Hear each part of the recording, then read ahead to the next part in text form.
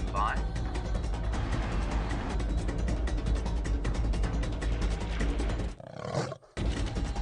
Five, four, three, two, one.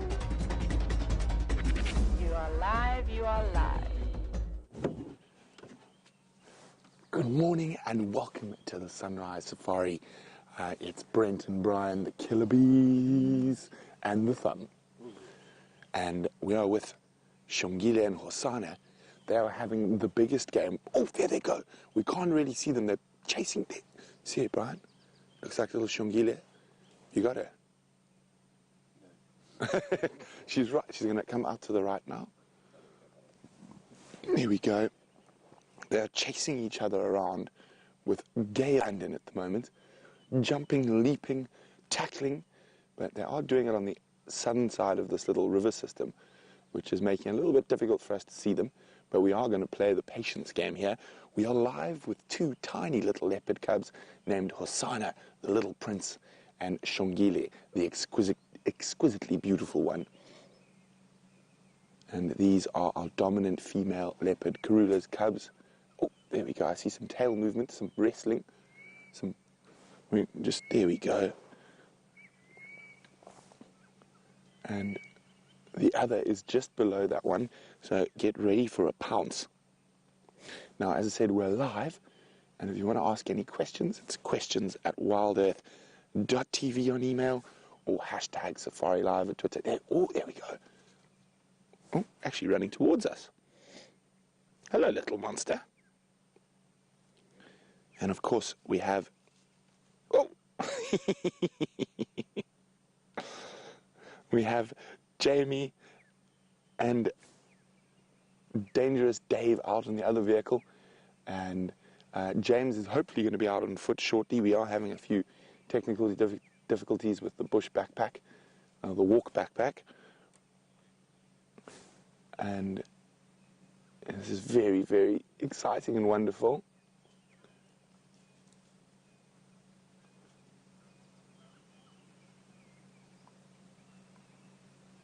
Look at this. Where are they now?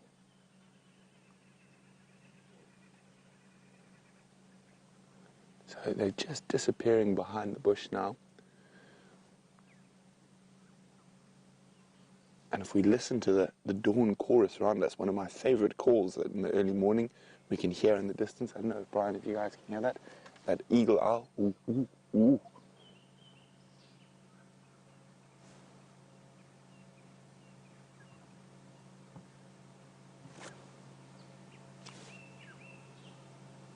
Of course it stops calling now. Now, fortunately, these cubs are big enough now, but a month or two ago, they would have made a decent meal for that eagle owl. The giant or Varro's eagle owl.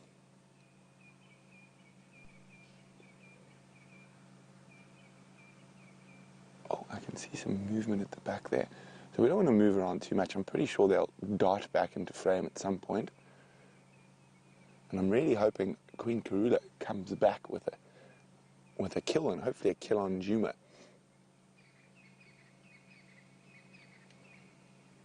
I can actually hear them in the undergrowth. Oh, I can just, you see them? Yeah, you've got them there. So it's climbed up a little tree.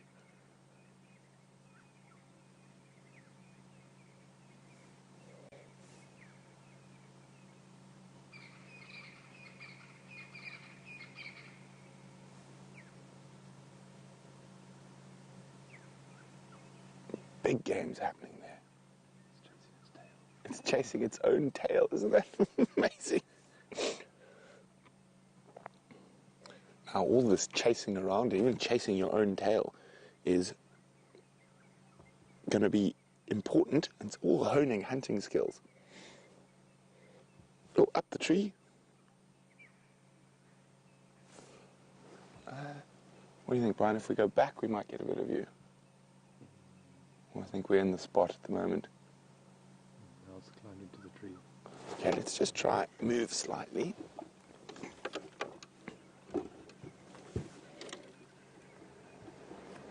I'm going to try a little bit forward first. But I think looks the better option.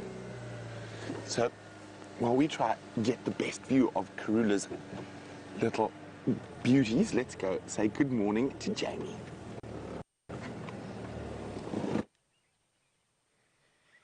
Good morning, and what a spectacular start to your sunrise at Safari. You've got an extraordinary view of little cubs playing from Brent, and this really, truly beautiful view of Sydney's Dam on a chilly winter's morning, with one old giraffe gentleman approaching the water. Look at this. Ah, this is just my favourite time to be out in the bush. Ooh, with alarm calling guinea fowl. That's very interesting.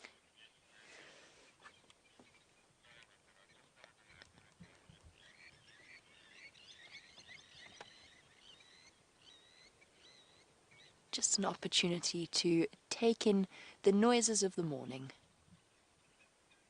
and the view.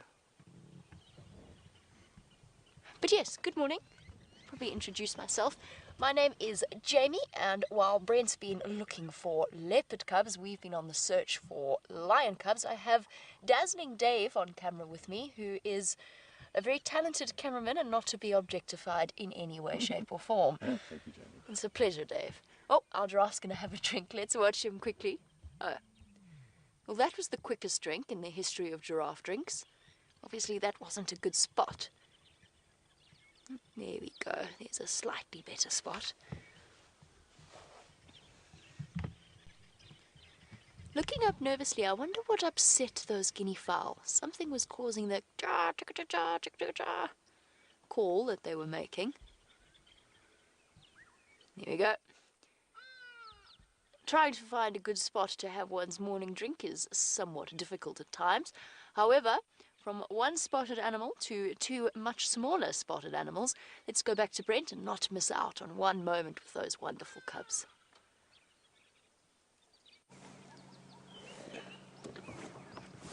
Oh, Karula's just arrived. She just popped up right behind Brian. Oh, we're going to see a greeting ceremony. This is going to be exciting. Hopefully that is Karula. No, it is Karula. I'm pretty sure it's Karula. If it was another leopard, it would be a bit of a problem. I just suddenly got this tap on my back from Brian. So we've had our back to the road. She obviously walked down the road right behind us, and we've been so focused on the cubs.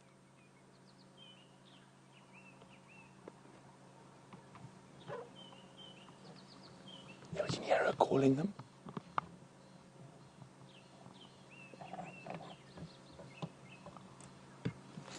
I'm just going to move the vehicle back a little bit.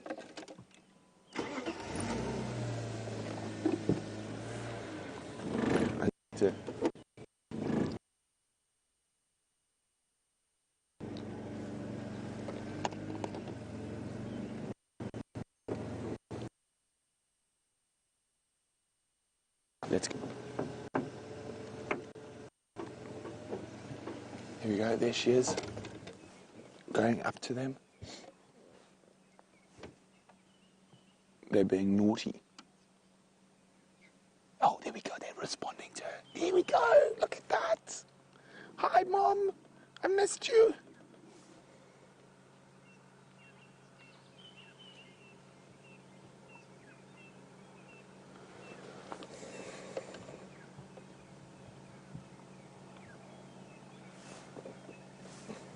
So one has come to say hello. Where's the other?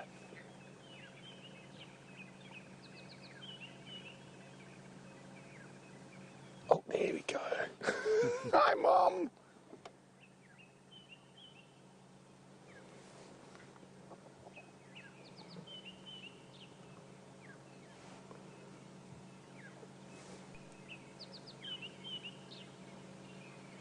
Can you see two or one, Brian? Only one. Only one. So Brian's a bit higher than me, and I'm just watching in the monitor. Unfortunately, they are on the southern side of that little river system. But we're going to stand by here. She came in from behind us, so maybe she's got a kill behind us. So we're going to watch to see if she takes them off.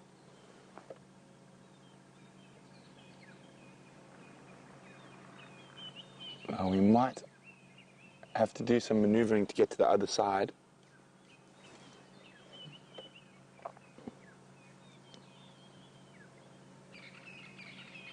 Now Keith's asking, how long can Karula be away from the cubs before it becomes dangerous? Well, Keith, it's always safer. Oh, excuse me. It's always safer when she's around. But from a hunger point of view, it's probably about five to 6 days before it becomes a real issue. Now, I've lost sight of her. I'm going to try and get onto the slightly higher ground here. And I think I might try to find a way through the river system. Can you see anything, Brian? Okay. I need to make a plan now. Okay. So I'm going to have to go through this river system. It's going to be bad signal till I get through to the other side. So I think what I'm going to do is I'm going to try and get through to Karula. So while we do that, let's go back across.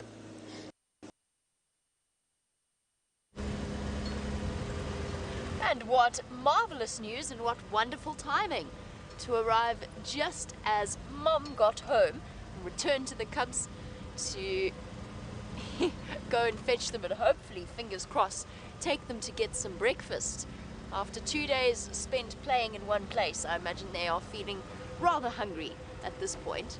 While Brent attempts to relocate him, and what I will do is I will offer to help Brent if he needs help, if he thinks that he needs help, then we will be on call and he can contact us on the Game Drive channel if he wants to get hold of us.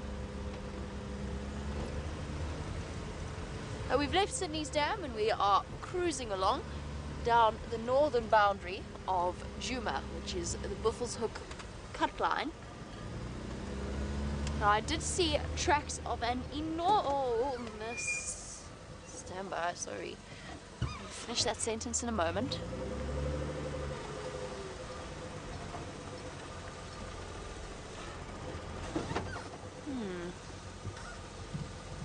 Okay, it's not as fresh as I thought they were. It's a set of leopard tracks crossing the road, but they have been obliterated to the point that I don't even think you'll be able to see them all that clearly. No, I don't think it's worth looking at. Right, I did see tracks of an enormous herd of buffalo that wandered through Djuma and probably towards Zoe's Road. What that means is there is a very, very good chance that our lion pride might have been following behind. So the Nkuhumas lost their buffalo kill or abandoned their buffalo kill to the hyenas, which makes sense when you think that they had 2 or 3 very vulnerable little cubs with them feeding off that carcass. It just wasn't worth the risk for them to try and defend it. So they abandoned their buffalo and they have since moved on. But with at least 2, probably 3 new moms, chances are they will be very much on the hunt for something else to eat. So that's what our plan is. And if we're successful, depending on what happens, we might head across to Cheetah Plains, because I'm feeling as though it's been a very long time since we've seen a cheetah, and it might be time to rectify that.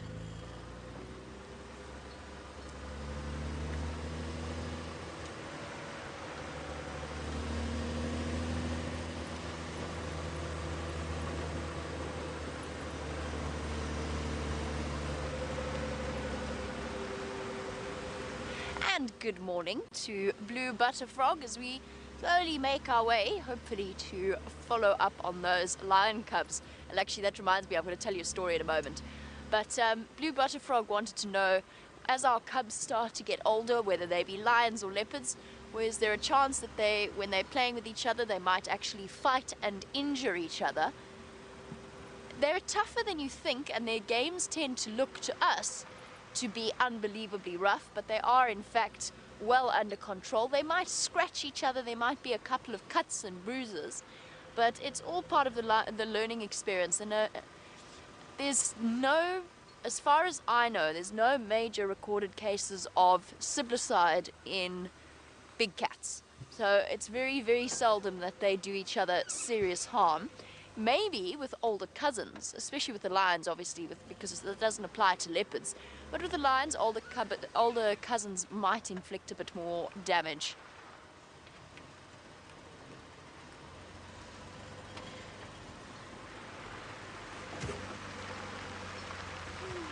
I wonder if this is...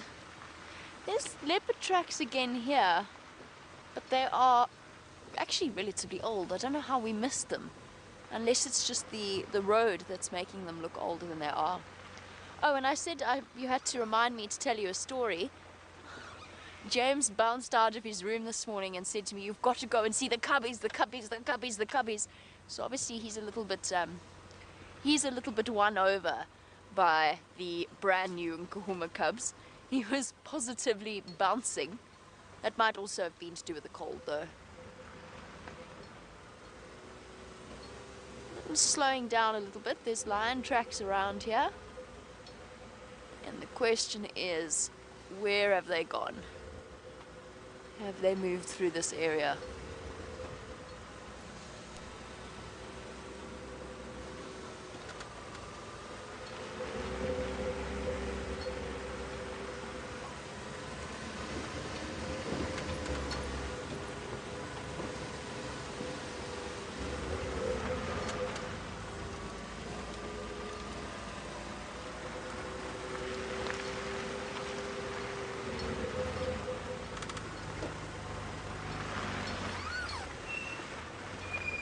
It's amazing recently how much time we've actually spent on the northern boundary of Djuma, just in terms of looking for lions, and they've been using this as a highway. I think that the presence of the cubs have been a huge factor in terms of reducing the amount of movement that all of the Pride members have, or the amount of territory that they have utilized over the last few weeks. They've been sort of stuck in the same place, and that applies even to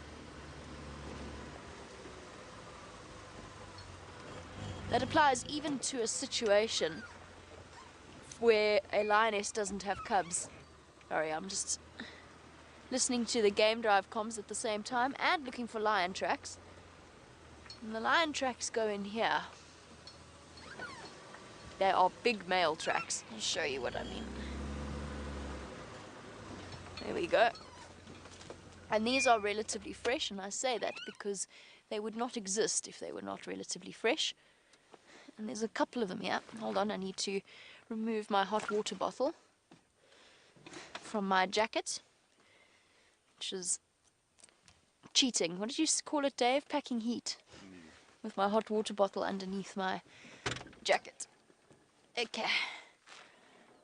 So we've got a whole set of tracks. Some are older, because what I was saying about Buffels Cut Line being a highway for lions applies pretty much all the time. So what that leaves us with is tracks like this one, which is blurry and indistinct and barely a track at all. And then tracks like these. Can you see these ones here, Dave? I know the light's not ideal. Okay. And these tracks, the fact that you can see these tracks at all in the middle of this road tells us that they're fresh. This is the track of the lion that you're looking at. That was the worst drawn track in the world. And positively appalling. It looks like a Picasso interpretation of a lion track. Here's the other one here. So just by the size of the toes and the size of the track, our male lions have been paying us a visit. Here's another Picasso interpretation of the track. Let's go and find them. I think we'll go check. What we'll do is we'll go and check up on the den site of those little cubs first, and then we'll move down south and see if we can't find any of them around there. Okay, hold on everybody. All my cabling has to be redone. There we go. Right. Let's go and find some lions, Dave.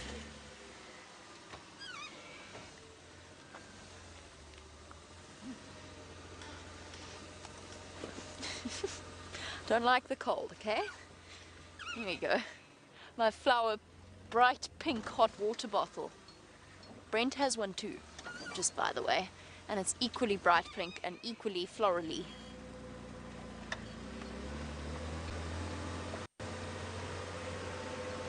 And good morning and welcome, a very special welcome to M. Dean, who is a new viewer, and it's very special to have you on board. Don't forget, we do this twice a day, every day, in our morning and afternoon. Oh, you want to know where exactly we are. We are up in the top northeastern corner of South Africa. So M. Dean, I don't know if you've ever heard of the world famous Kruger National Park. That's about 4 miles that way, or close to 8 kilometers, depending on which particular system you use, so straight into the east of us. And we are part of a place called the Sabi Sand, which is open up into Kruger, so it's got no fences between us and them. And more specifically, we are on Djuma, Arathusa and Cheetah Plains game reserves in the Sabi Sand. That might give you a little bit of an idea, or better idea, as to where we are. Essentially a place that is world famous for leopard and big cat sightings to start with, but just in general a conservation area that has existed, not unchanged, but certainly protected for decades, and a very, very popular part of the country for international and local tourists alike. And we are fortunate enough to be driving around bringing you the stories of, oh my goodness, that's cold. Going downhill is very cold. It is of course midwinter here in South Africa. I'm very fortunate to be able to drive around and bring you the stories that we bring you in terms of our different animal characters. I know that Brent is furiously trying to follow up on Karula to try and find her. Fingers crossed they manage. And fingers crossed she's made a kill, first of all, but second of all that she's made a kill on Djuma, so that she doesn't disappear off with the cubs. And the wonderful news is, as the sun starts to rise, it's the perfect time to go for a little stroll through the bush, and Mr. Hendry is out and about doing just that. Let us find out what he's up to.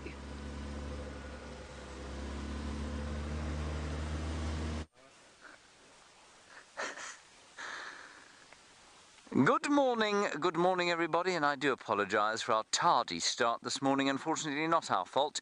We have been making some modifications to the bushwalk backpack. I say we, I of course do not mean me in any shape, way or form, because it would have exploded if I tried to do anything to it. Quite a chilly morning today, but very pleasant out. I am just appreciating the opacity of the sun on my face. Gendry is on camera today. Hello, Gendry. Hello, Jay. Gendry says hello, everybody. He still hasn't washed his hair, which is disturbing, especially as we're going to make him walk very far today, and there will therefore be consequent sweating. Excellent start to the morning with all those little cubs, and hopefully Jamie too will see the tiny little lion cubs there, and Buffelshoek Dam. Sorry, I'm unable to say that little phrase without becoming totally overawed. We're as live as Jamie and Brent, so please talk to us, #SafariLive, or questions at wildearth.tv, and I'm going to quickly introduce you to Herbert, who is over there. There's Herbert, and Herbert is on security detail and tracking today. He also provides us with some astoundingly wonderful information regarding the medicinal uses and traditional uses of the plants out here. That's because his mum, if I'm not mistaken, is a Sangoma, correct? Aunt, your aunt. His aunt is a Sangoma, and a Sangoma is a traditional healer or a herbalist in this particular area. So we've got some wonderful information there.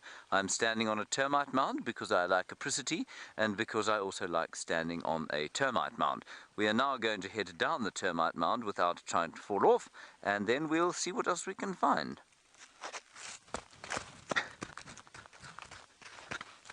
Susie, you're in North Carolina and you would like to know about the tortoises and turtles and where they've gone. No turtles here, Susie. We do have terrapins though, and they are the freshwater turtles, and they're still in the water, and we saw some the other day sitting on Bob the Bachelor of Buffelshoek's back, That's a lot of bees, Jean-Andre. Were you impressed there so early in the morning? He's a hippopotamus that sometimes frequents the Buffelshoek Dam, and the terrapins do come out and sit on his back and warm themselves in the sun. Most of the tortoises are underground, and we saw, last walk-in was maybe about 3 days ago, we saw a Speke's hinge tortoise in a termite mound, much like the one I was standing on there, and they burrow into a termite mound and kind of try and get the termite mound to collapse around them, and then they stay safe from predators for the dry season, and that is the process called estivation. All right, Jean-Andre, shall we carry on our little walk? Look. Our plan this morning, everyone, is to head sort of to the north. We're going to go towards what we call Aubrey's Road. We'll probably go past the old hyena den there and then turn down towards the south, coming down the western fringes of Djuma. We don't know what we're going to find. We might be lucky, and as I'm sure Jamie and Brent have said, you never really know what's going to be around the next corner, behind the next bush, and because we don't know what's going to be behind the next bush, that's why we've got Herbert with us, keeping an eye behind all of the bushes. Now, if you look at the ground here, you'll see this, Jean-Andre. You see I'm making pretty dust for you. Yeah. Yes, you're making very artistic shots there. No. He says he isn't. That is not art. Yes. You can see there is nothing here to eat. Very little in the way of grass.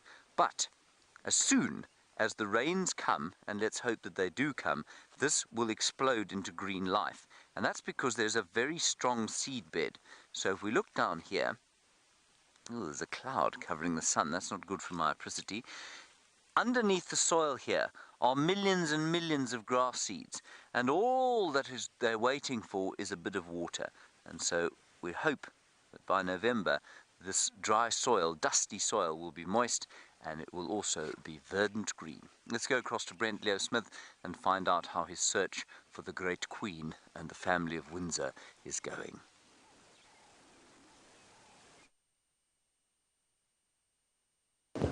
So you're not going to believe what on Cruise's heels. Mark in from where she's come from, which means she might have a kill somewhere else. So what has happened, she just took off with those cubs. We could barely see her, so we've taken a big route out of there, and we're checking now along the southern boundary in case she sprinted all the way south with the cubs. But I think she's probably got a kill to the east. So she might do a big loop like that to try lose the hyenas.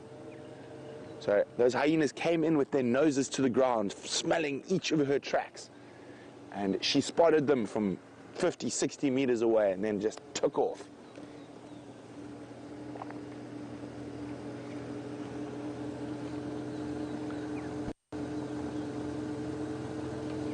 Now, that is not uncommon, and that's one of the biggest threats leopards face out here. And hyenas will often get onto a leopard track, especially if it's very fresh. And if she has made a kill, they might, with their incredible sense of smell, might be able to pick up stuff that fight a slight taint of blood or whatnot, and then follow her tracks. Hyenas are the most incredible opportunists out here. I mean, all the predators are opportunists, but I think none so are more opportunistic than the spotted hyena.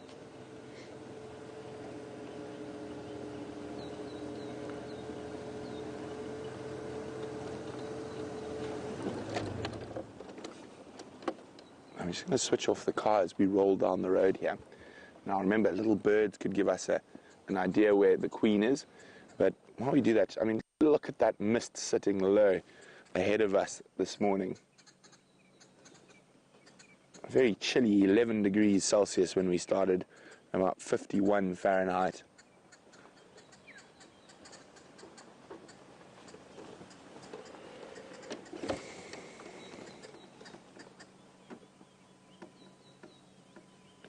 Now, at this age, those cubs are probably well adept at avoiding hyenas themselves when mom's not there. I'm pretty sure they've been found in their hiding spots by hyenas, and they're quite capable of climbing trees and are already probably faster.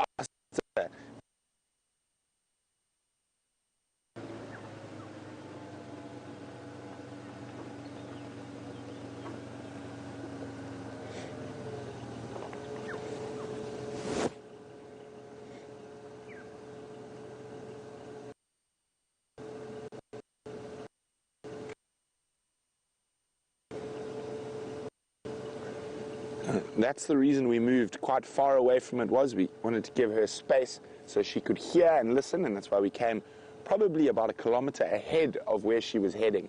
I don't want to go crashing around in the bush with hyenas around and impair her hearing at all. I'm quite confident that we lost that.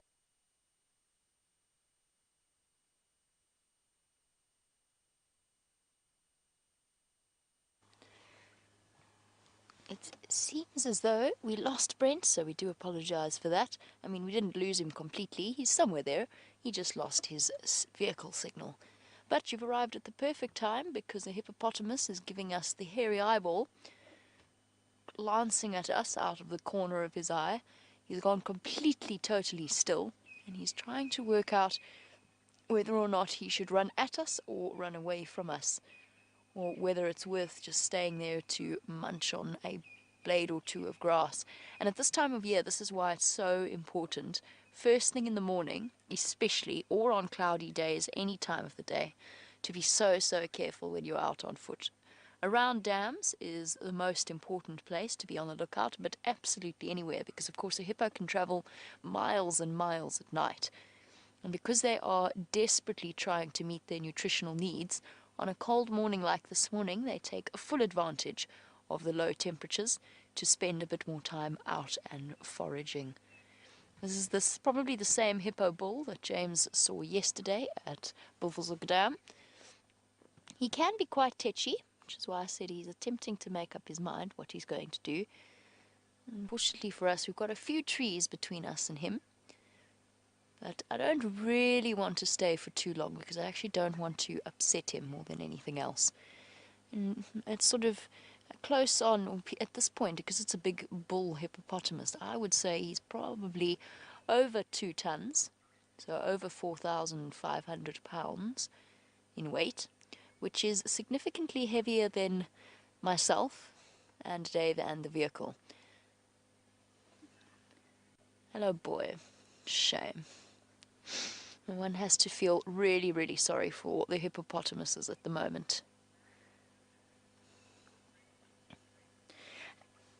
And there we go for Chris, who wanted an answer to this question. Chris has said, this reserve has man-made water holes, does it not? And are they being filled, and if so, how often? So Chris, yes.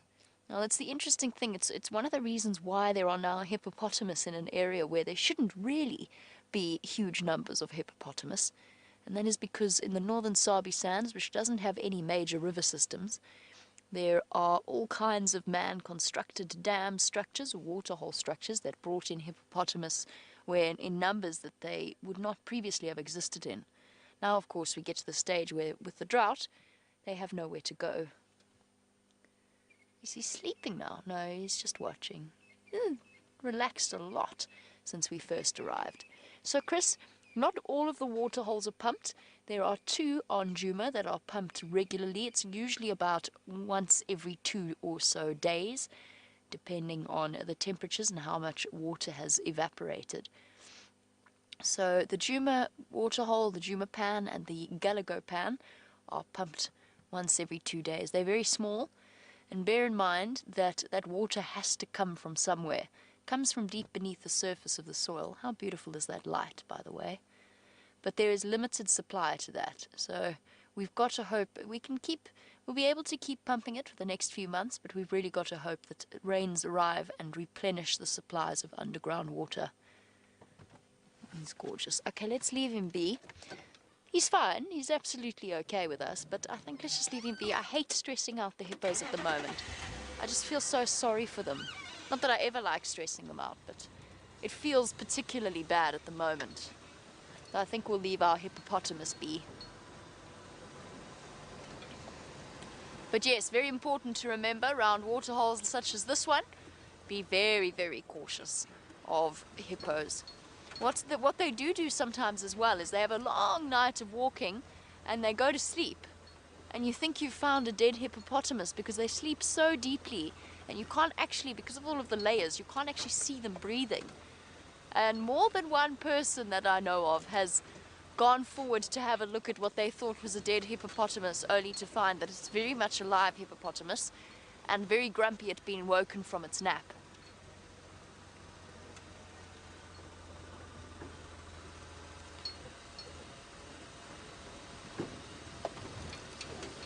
Okay, if I were a lion, I would be on Buffelshoek Dam Wall, basking in the rays of the sun, but apparently I'm not a lion and I can't read their minds, and all is quiet at Buffelshoek Dam as far as I can tell.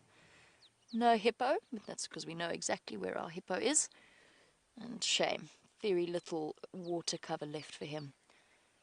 Right, onwards to the den site of those lions. While we head there, let's find out how the chaps on foot are doing.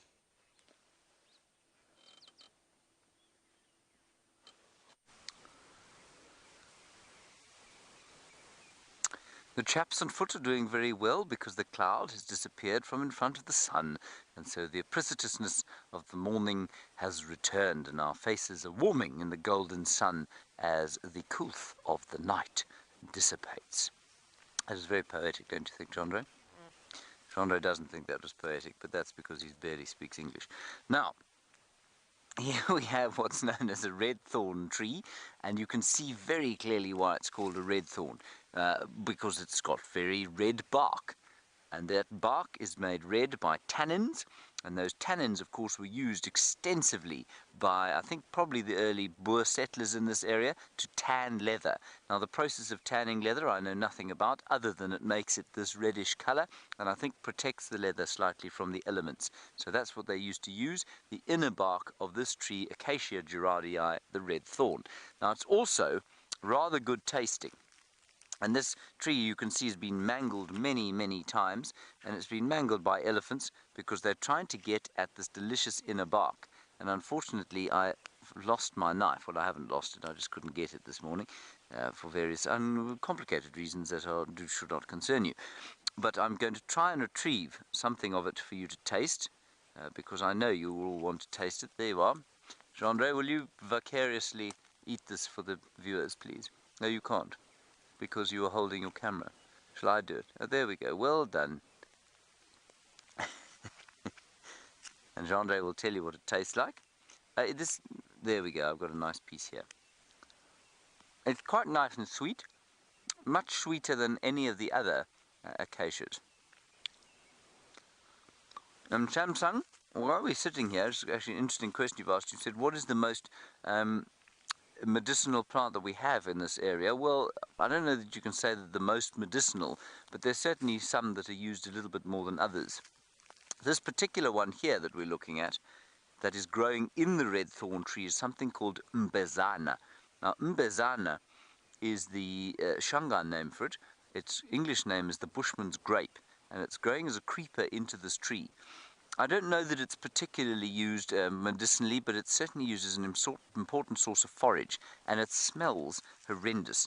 Its Afrikaans name, which I'm going to say live, if you can believe it, is perdepus. Now, perdepus basically means horse's urine, and apparently it smells like horse's urine. It does not smell very nice at all, but it makes a nice fruit that tastes like your roast chicken, your sort of roast chicken lunch mixed in with the apple crumble and cream that you would have had afterwards. So that's what this fruit tastes like. Not very medicinal, but the elephants do like it. I imagine the tree here that is the most kind of used medicinally is probably a marula tree, you know. There are lots of different ways that the roots are used, the bark is used, the fruit is obviously used. I'm not sure about the leaves, but it's used for a variety of different ailments and things like that. Also the magic worry, Euclea divinorum, none of which I can see around me here. They're also very extensively used. And the marula trees, if you can believe it, there isn't one around here. They're common everywhere. Yeah, well, there's one. There's not a very good example of one, but that's the marula tree just up there without its leaves on it, stretching up into the beautiful blue winter's sky. Right, Herbie's just up ahead. He's looking under some logs and things to see if we can find anything to eat. And here is the mbezana again, or the bushman's grape.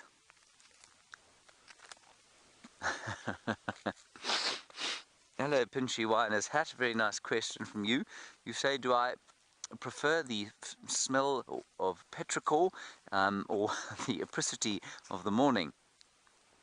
Well, I think it depends on the time of the year, really. At this time of the year, I prefer apricity. I don't really want rain when it's so cold. And then during the summer months, I guess I prefer to have the petrichor of the coming storms. Thank you, Pinjuinus Hat. If you don't know what's going on with these strange words, everyone, they've been taught to me by our very kind viewers. Petrichor, the smell of the earth, created by the release of various aromatic oils after the first rains of the season, or not even the first rains, any rains of the season. And apricity is apparently the warmth on the face of the sun. Now, very nice indeed. And just look around here, you can see how the elephants are totally changing the landscape. They're eating away all of these plants, breaking them off, not killing them. They've all adapted to coping with them. This is a silver cluster leaf tree. This is a red bush willow tree. This particular tree is called a variable bush willow tree. And I mean, the differences are not particularly important, but to say that you can see they're all being destroyed by elephants, but none of them are dead. Here's another red thorn tree. Here's a knob thorn tree. And none of them are dead. These ones do die quite a lot, but they also create quite horrible monospecific stands, and so the elephants keep them clear. Okay, Brent is still tracking Karula. Let's go and find out how he's doing with that particular escapade.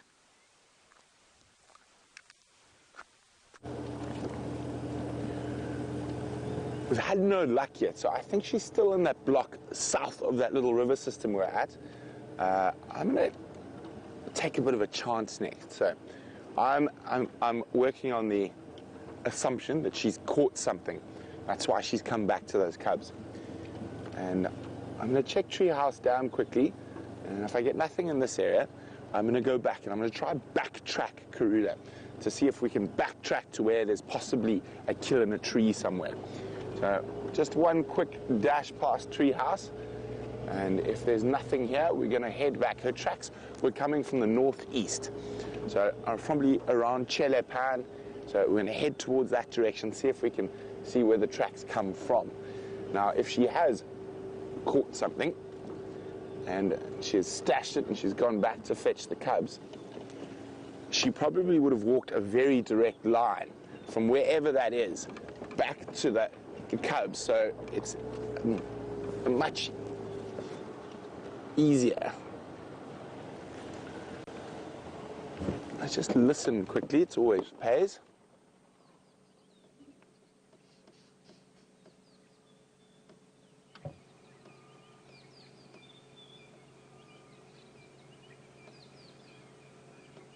No alarm calls at the moment.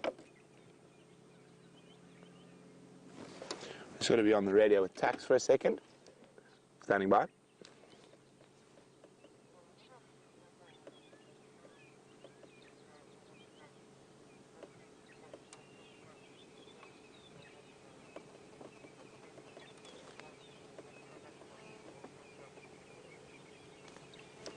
Okay, copy. Thanks, Taxi. I'll check Treehouse up to Shabam.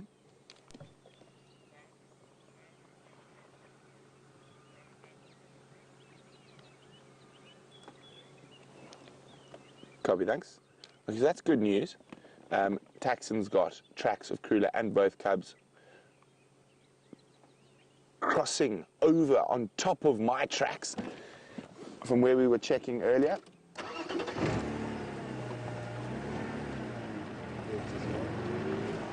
Sorry? Oh, sorry, we're getting a bit of fog from the very cold morning, so Brian's just going to wipe it quickly. And then Mobile Paddy, hi Mobile Paddy. Mobile Paddy, I think Karula and the cubs are as mobile as you are, but being Mobile Paddy, Paddy would like to know whether Karula's cubs can keep up with Karula if she's moving at a high speed. She'll adjust her speed for the cubs, but they are deceptively quick already. So they'll be able to jog with her. So Taxon's found her tracks coming into this area to the south of us. So we're going to check very, very slowly, very carefully along here.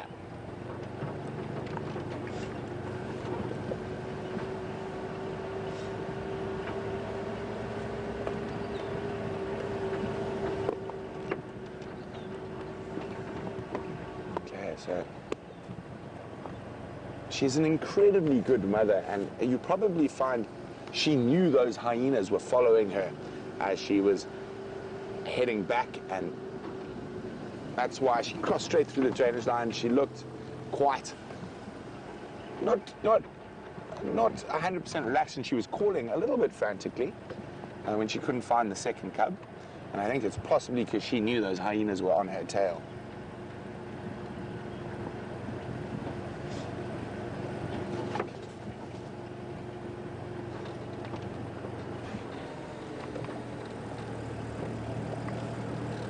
Okay, so hopefully we'll spot her soon. There's a waterbuck in front of us. That's not what we're looking for. There we go, female waterbuck. Morning, madam.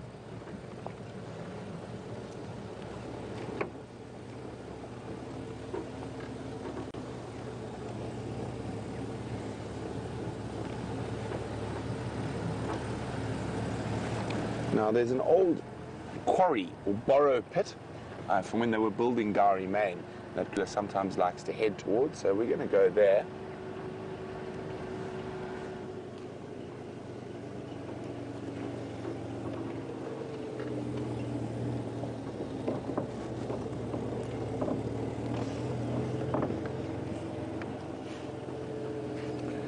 Now, I'm sure quite a few of you are concerned about the hyenas following Karula, but that is what hyenas do.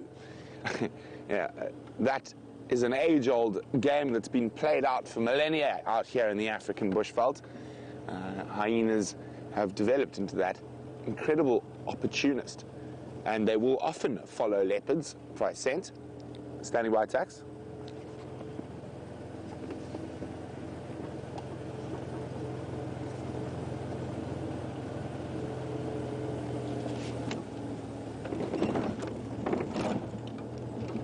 Copy.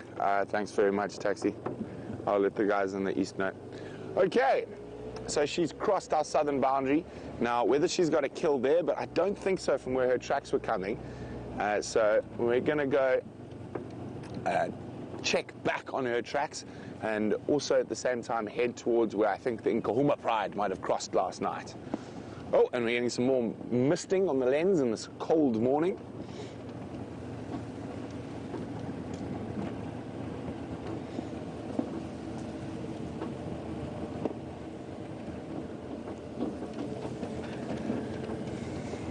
So while we continue on our endeavours this morning, let's go to James, who's got a creepy crawly.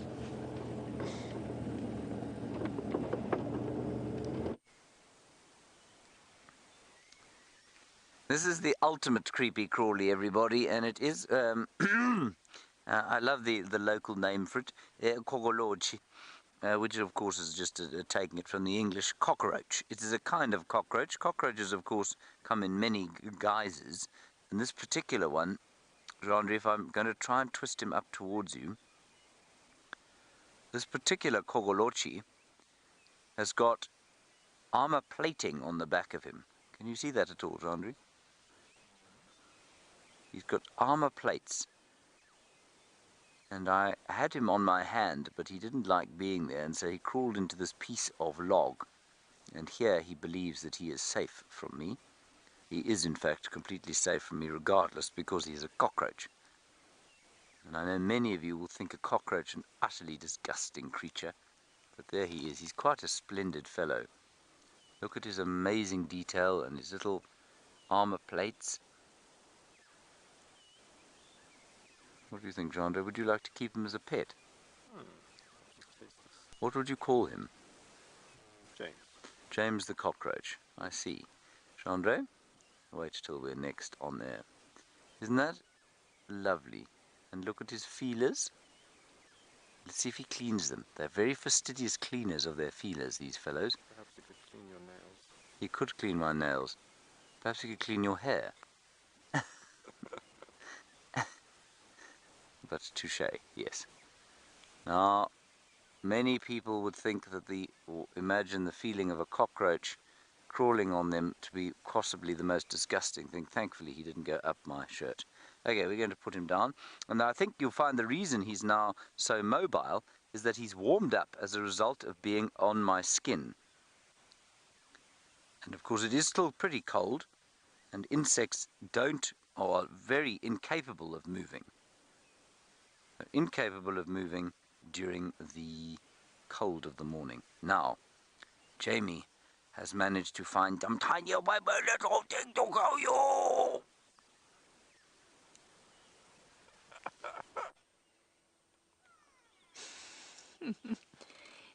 And you know, I think that James, out of all of us, might be the biggest softies, but it is absolutely impossible to not fall instantly in love with this little bundle of fur that is in front of you. Mom is here, and I'm speaking very softly because it's bedtime for tiny weeny little cubbies. Oh, big stretch. It's amazing how fast they grow. I mean, we've been watching them each and every day, and already the ears just starting to pop up. I know it's Hello, go away bird. I know it's really difficult to see, but that is in fact the sleeping face of a tiny little lion cub wrapped up in Mom's fur. It's absolutely incredible where she's hidden herself. If you did not know she was here, which of course we do know that she is here, but if you did not know that she was here, you would never ever have found her.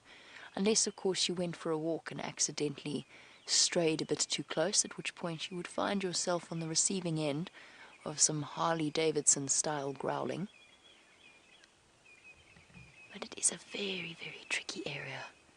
I'm speaking nice and softly, and this is pretty much the best view that we can get for now. And as you know, we're not going to stay forever. Well, not forever, but we're not going to stay for very long. We don't want to have a major impact on these little cubs' lives. They're still incredibly tiny. Oh, little one.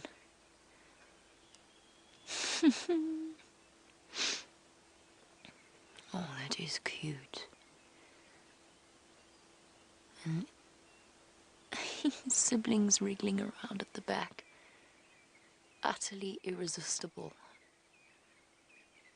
And this is the extraordinary thing. This is where the magic of SafariLIVE really lies.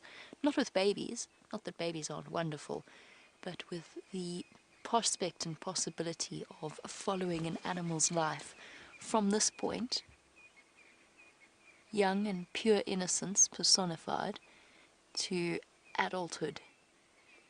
And we all eagerly await their proper arrival, getting to know them, getting to observe their characters. That is what makes SafariLIVE so special. That sort of constant experience of nature out here. Oh, are you very cozy there? They look so warm, I almost want to go and join them. I definitely don't. Hello, little one. Number 2 at the back. Oh.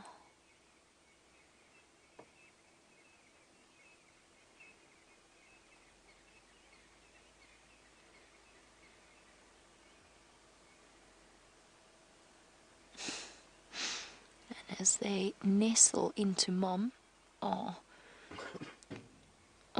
look at that foot. And these sharp little claws. Oh, it's too sweet. Okay, we've all gone soppy now. Sorry, Vic. You wanted to know whether or not this is the youngest set of Nkuhuma cubs. And we think so.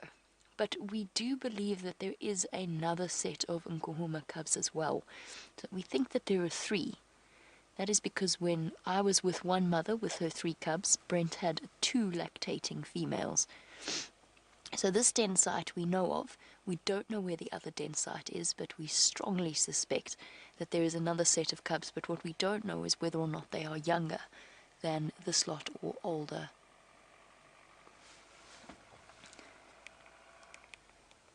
Just bear with me one moment, guys. I just want to hop onto the Game Drive channel. Stations, I've been through to check. The one with Fuzzy is here with the young Mapimpans.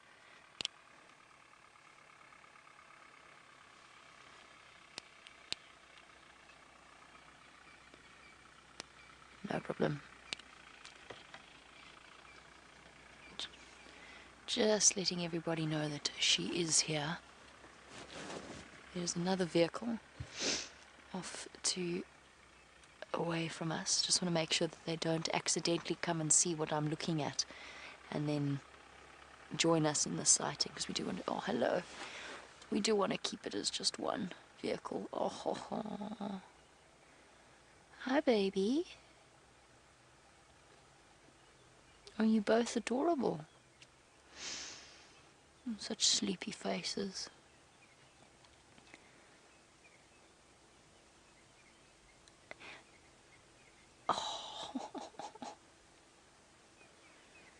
Oh, they are so tiny. Oh, just stand on, sibling, to get where you want to go. Feet everywhere. Oh, struggling out underneath the weight of another cub. And I think that might... Yes, that is. There's the third one. The head of the third one at the back. It's just a pile of cubs. Feet everywhere, fur everywhere. Oh my goodness. It's too gorgeous. They're like little wriggly worms. And just to give you an idea in the terms of a sense of scale, because I think it's very difficult for you to picture or to grasp through the eyes of the camera exactly how small these creatures are. They're probably less than the length of my forearm. So from the base of my palm to my elbow. They're smaller than that. They're about half that size. They are absolutely minute. Too cute. I can't see them at all. I have to see them through Dave's eyes.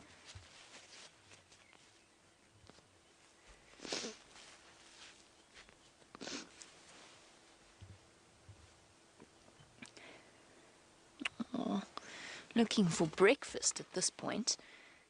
Trying to get hold of Mum and have a jolly good suckle. And of course, life's pretty easy for these chaps at this point.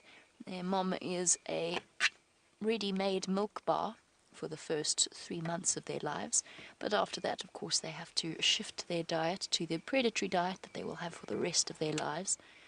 And for example, Karula's cubs that she is are now fully weaned and on their way hopefully back to a kill. But Zach would like to know how long a predator can go without food, and if they don't make a kill, what are their alternative food sources. So they don't really necessarily, Zach, have alternative food sources. Just to clarify, that was me, by the way, taking my foot off the brake, not Dave. It was not Dave's camera work at all. So Zach, they can actually go for up to 3 weeks, maybe even 4 weeks, but by that point they're going to be incredibly bad condition. They're going to be very, very weak and very thin, but that is how long they can go without making a kill, as long as they've got access to water. The dehydration is what's going to get them, like human beings, before a lack of nutrients does. Usually, however, they start to look really hungry at about 7 days. 7-8 days is when they start to seem they're very determinedly hunting. They're obligate carnivores, but they will scavenge things. They might snack on things like birds' eggs if they can catch them, lizards. They generally don't bother, but if they're really desperately hungry, then they might. And especially for little cubs, they will practice their killing skills on those sorts of things, their hunting skills.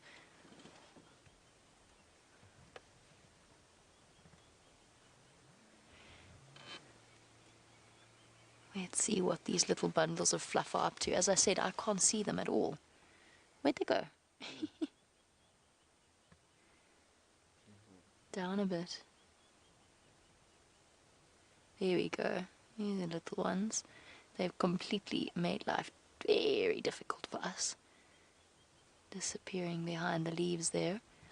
Michael, how we look at our little spotted cubs, or in theory we look at little spotted cubs, they are unbelievably, they're just little, they're little bits of movement behind the trees.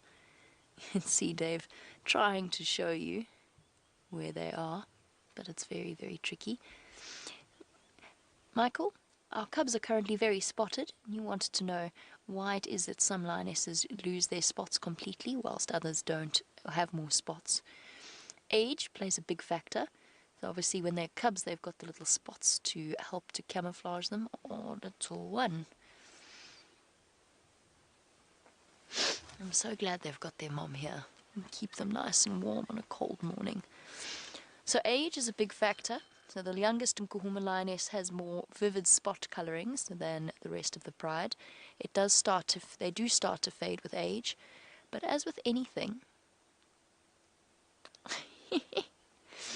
tail on head. Oh, look at those spotted faces. Oh, do you get more precious than that? I don't think so. I have to try and stop cooing at them. So uncoordinated at this stage. And now, tail on sibling's head. That's a lion cub head there, wrapped in a tail. So there we've got the spots that Michael was talking about. Also bear in mind that just like human beings with brown hair or blonde hair or black hair or whatever combination one has to have, happens to have, or in Kirsty's, oh, was that a big yawn? Kirsty's case, bright red. So genetics does play a role in the physical appearance of the little cubs. Now, while our little cubs decide whether or not they're going to come out a bit more into the open and make our lives a bit easier, let's go over to James, who has found a lava thing.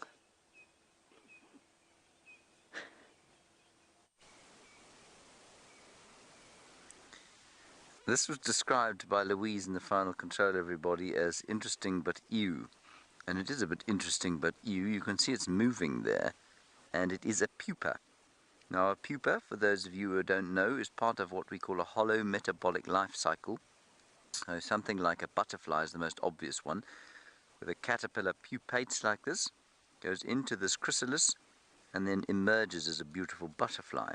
Now, this particular one, Herbert reckons, is a wasp. I'm not sure what it is, but you can see it is moving around inside there and is probably shortly to hatch. So this in Shangaan is called Vanga.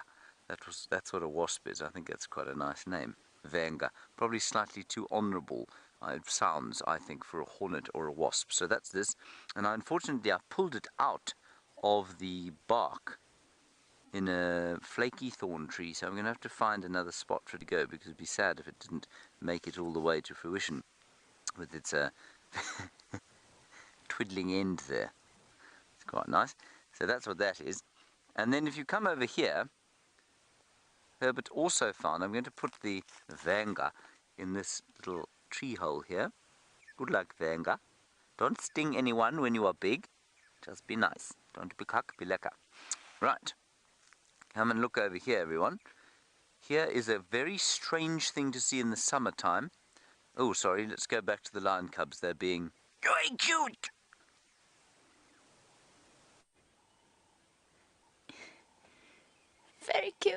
Very cute indeed. I can't quite be as girly as James manages when he sees lion cubs. Oh, come back, little one. We just got the most perfect view of its little face. But it's decided to bury itself into Mom's side. Ah, but they really are utterly irresistible. Dave, have you ever seen anything cuter than this? Definitely not. This is the youngest I have ever seen lion cubs. In my entire life, I've seen lions carrying cubs of around this age, but it was a lioness moving den sites, and I didn't stay with her for very long.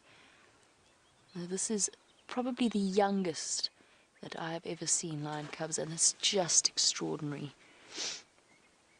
Oh, little one, you made life difficult.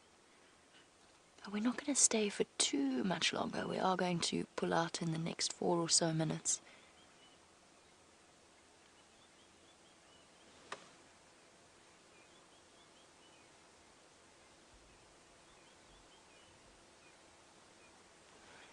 Oh. Hello. Come on, come this way. Dave, do you think if we go forward we're going to lose a view? Okay, shall we risk it? Let's risk rolling forward. Okay, I'm going to watch my monitor. Okay. Okay. Yes, sir. Oh, no. Sorry, guys. I've got a little bit of a face. Oh. Hello, little one. You are utterly gorgeous.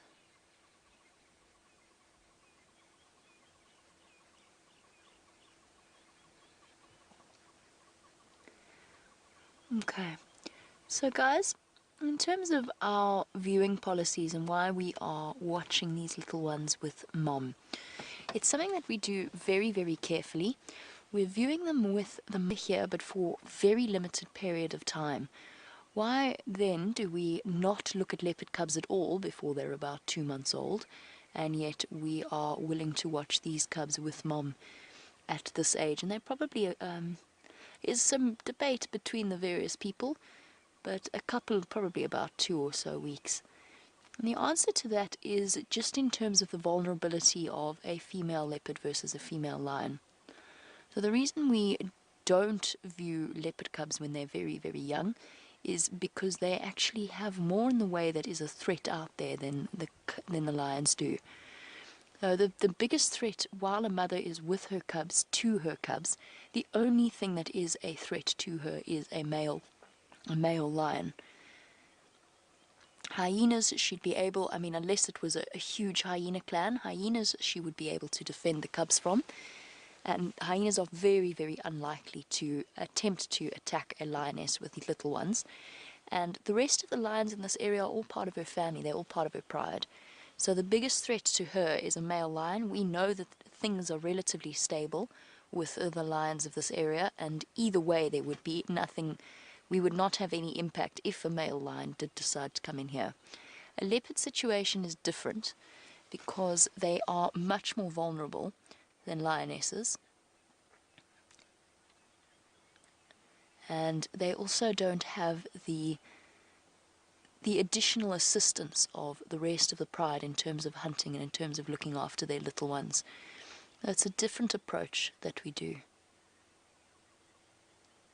We also, as I said, limited to our time here, so we only put one vehicle in for a little bit of the time in the morning.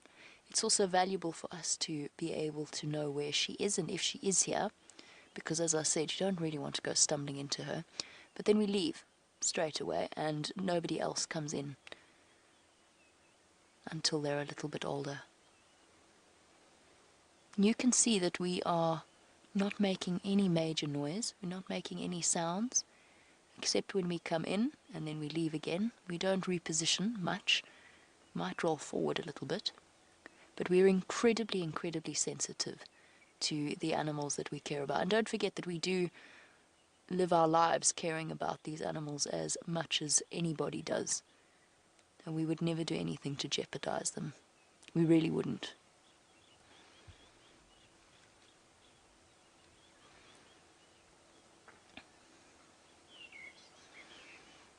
And talking about the social structure of lionesses, Michael, yes, lionesses do have that option. They do allosuckle. So they do take care of each other's cubs and they do suckle each other's cubs. That is one of the big reasons why they've got this incredible pride system. A support base for all the mothers. And that's why they try and time their babies around the same time. And they've got all 3 of the 5 Nkuhuma lionesses have now got cubs, which means 3 potential mothers should anything happen. And they will raise another lioness's cubs. And Michael, in terms of number of nipples, they've got 4 main ones that they utilize. And like with big cats or with kittens, You can just, I don't know if you saw there, we might have just had a glimpse of Mom's face.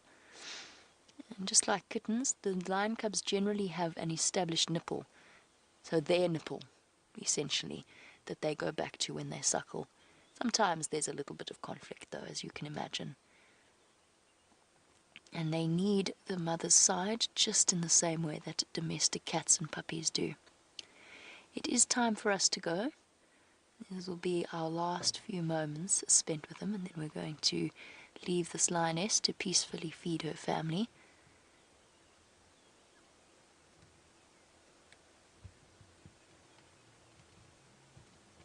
There appears to be a beehive somewhere here as well. I've been sitting listening and I've just got this constant buzzing, unless I'm imagining it. Dave, have you heard it?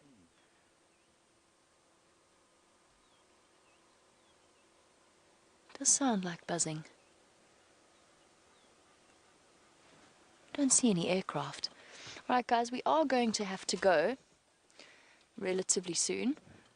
You can get an idea of just how comfortable the cubs are and how much we do care about them and to look after them. So we're going to leave them, and we're going to leave them to their morning. Keep them safe, Mum. Look after them carefully. In the meantime, James has found something with a bit more legs than a lion cub. That's because Andrew's an idiot. Andre, sorry. Everyone, we did find a spider, but there are two birds flying around. Oh, they've gone. They look like two chagras, and they flew right close up by, but Andre couldn't swing around because he'd have frightened them away. Very unusually, for this time of year, we found a perfectly intact golden orb or garden orb web spider. Herbie's just pointing out these birds. Sorry, everyone. They're flying around us. Can you see them, John? Ah, they've gone away now. Right, so garden orb web spider, different from the golden orb web spider. And you know the orb web spiders, which create these orb webs, obviously, which are horizontal to the well, the plane of the ground, if you like. They only come from one family of spiders, and although they're the most recognizable spiders, only one family of, I don't know, probably more than 100 different spider families creates these very recognizable orb webs. And this particular one is completely intact, very unusual for the winter time, and he's just caught a fly. Jean, he actually caught that fly off your leg. Believe it or not, you've just fed the spider. You see that? Can you see the fly? Here it is over here. It's come off Genre's vast calf. It was so amazed by what it saw that it was disorientated and flew into the web. Now the garden orb web spider here, in fact Genre's provided him with two. Her with two. She's probably not moving. There. She's going to get it. Look. She's grabbed it. She's missed it. No, got it now. There she is. She's bitten it. She's sticking her fangs into it now. Fangs biting into the abdomen. She'll take it down to the middle of the web. And while that venom digests the fly inside its exoskeleton, and as Steph likes to say, it turns it into a milkshake, she'll then suck it out. But while she waits for that to happen, she'll wrap it in silk. Now let's see, it's not a very big piece of prey, and it'll be quite interesting to see if she does actually wrap it. The back of her, or where her spinnerets are, I think she's going to eat it straight like that. I don't think she's going to bother and wrap it up at all. Isn't that amazing? How cool is that, Chandri? Very, yes. You've just fed this garden orb web spider breakfast, and the garden orb web spider this time of year will struggle to move, as I've said. Very cold. And that's... There's many more on my legs. Should we try and feed her some more, Chandra? I'm just going to fetch some off Chandra's leg. Blow them in. No, there's one went in. It's escaped now. And as Louise says, we shouldn't feed wild animals. Thank you, Louise. Yes, that is absolutely correct. Anyway, that is the garden orb web spider. Very happy Mrs. Garden orb web spider. Oh, she just got another one. Oh, look, she's going to get them. Watch this. Aaron in New Zealand. Look, she's going up to fetch them. Look at that.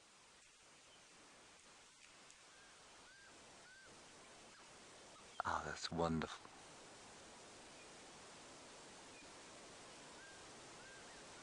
Gee whiz. So, Aaron, you want to know if we get widow spiders here, the button spiders? We do. We get brown and black button spiders, or widows. Not very commonly, but they are here.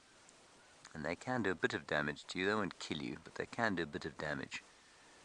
Now, that's interesting. She's got both those flies in her jaws there now. She hasn't noticed the other one. Oh, what a fate, Chandra, eh? Look what you've done to these flies. They've had a very bad morning thanks to you. They found an enormous source of food on your substantial calves, and now they're being devoured. Oh, she's just picking up on the movement of the others now. So how she knows is that when they sit still, she doesn't know that they're there. But as soon as they start to move and struggle where they're stuck on the web, she picks up. There, she's wrapping them up. You see that? Chandra, are you getting this? Oh, that's fantastic. What a brilliant shot. So she's using her back legs there and the spinnerets at the back, and she's wrapping them up now. I'm going to sneeze. Excuse me, everybody. Thank you, Chandra. There, she's left them wrapped up at the bottom, and she's going to fetch the next one. No problem. She's bitten the other one. Now she's wrapping it up too. She's taking it straight down.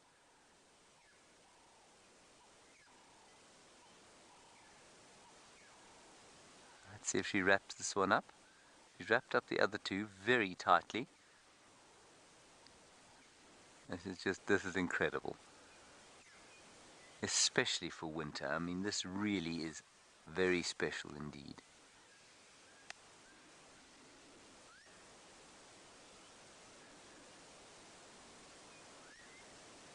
Gee whiz. So not venomous to human beings, but that venom, which is the beginning of the digestive process for the spider, definitely very venomous to these little flies. And she might be able to give you a slight nip, I suppose, but it certainly wouldn't harm you greatly. She's just wrapping them all up again. She's going to put them in the same package. I think she is. Putting them in the same package.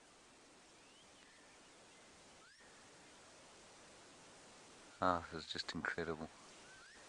Holding them now with those pedipalps at the front. And there she'll sit until she's just picked up on the other one moving.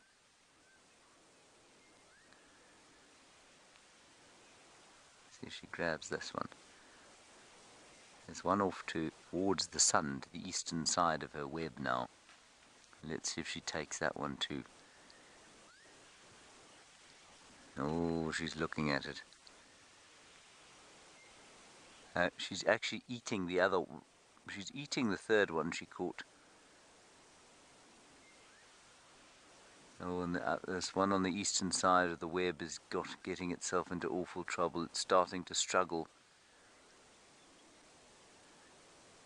And its days, its minutes are numbered. Here she comes. She's moving in for the kill. Oh dear. What a fate knowing that you're about to be ended by the spiky fangs of a spider. Ooh.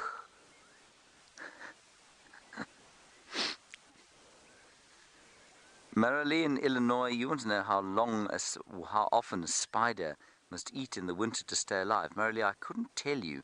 Safe to say that I imagine she can probably survive many days without eating anything, because if they're inactive, remember that they're almost dormant, so they don't use any energy. Much like a reptile or an amphibian, which can kind of shut down the metabolism. They're not warm-blooded, which means that they don't have to produce their own body heat, which means that they don't have a very high energy load. And so she can go days without eating anything, especially in the winter time when it's cold. Chandra, you have made the spiders weak. Well done. You do a very good job. I wish you could see what I'm seeing here. Herbert has returned here and he's found a whole lot of flies on Gendry and he's waving his hands towards the web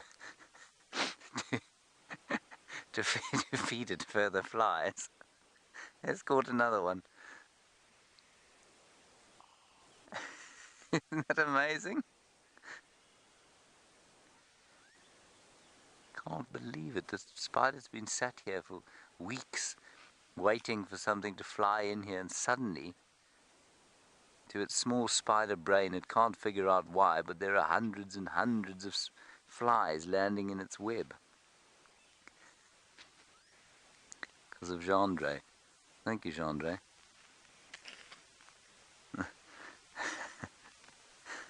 You may hear Herbert having a giggle there, but he's throwing them into the web here. I know that's not very nice. Okay, everybody, I think we should move away from... You like them? Okay. Gendry says he's not going anywhere. He's going to enjoy the spider. All right. I think that's enough death and destruction for one day, everyone. Let's go across to Brent Smith and find out what his plans are from here.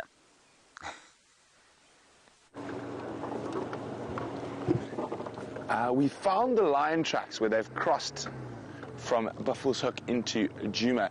They crossed just to the west of us here. Now I'm going to check on this road, see if they utilize the fire break.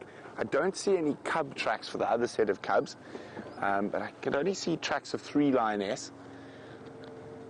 And there's of course the tracks of the 4th lioness going straight down towards where Jamie is.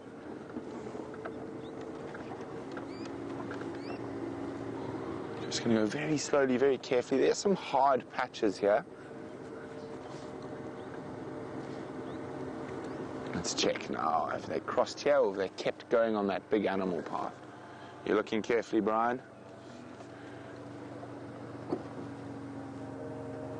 And no tracks here. So I'm going to keep going. If we don't get them coming out on this road here, I'll go back to last tracks. They could still be in the block. Maybe they had a successful hunt last night.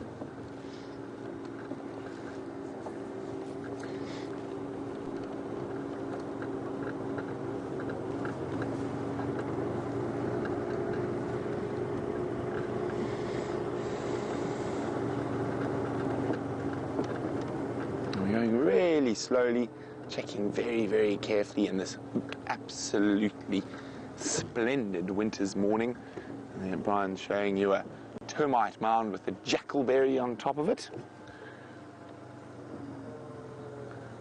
Nothing hiding in the shade of the jackalberry.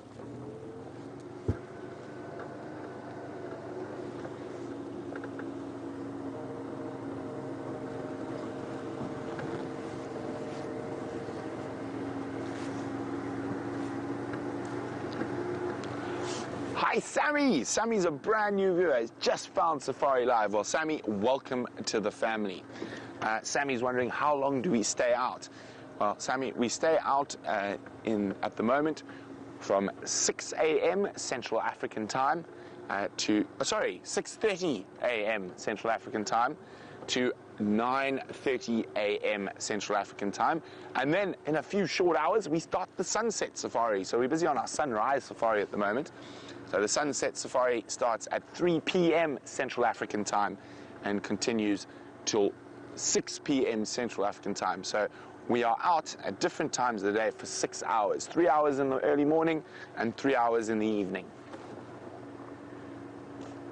And Sammy, we're tracking lions at the moment, so welcome to our vehicle. Now we had the tracks going in there, and I just want to check very carefully on this road, make sure we don't miss them popping out. If not, I'm going to go back to where those tracks are and maybe have a little walk, see if I can find them on foot.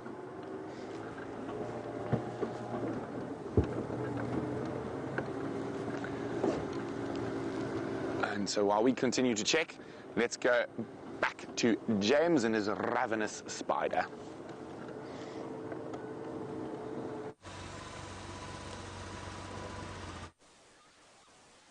She's continued to eat and wrap up various flies while you've been away, and she's left them at the top of the web, and Jean-Rey was getting some unbelievable close-up shots of her spinnerets spitting out silk, and then she'd use those back legs of hers and the middle legs, or the what would you call them, the secondary back legs, if you like, difficult to say, the two that aren't quite at the back but are nearly at the back, and she was using all of those as the silk came out of her spinnerets at the bottom there.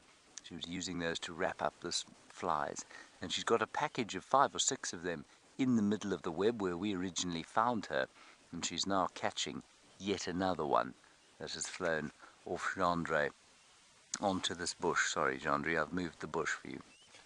That's hopeless. Sorry about that. Isn't that amazing?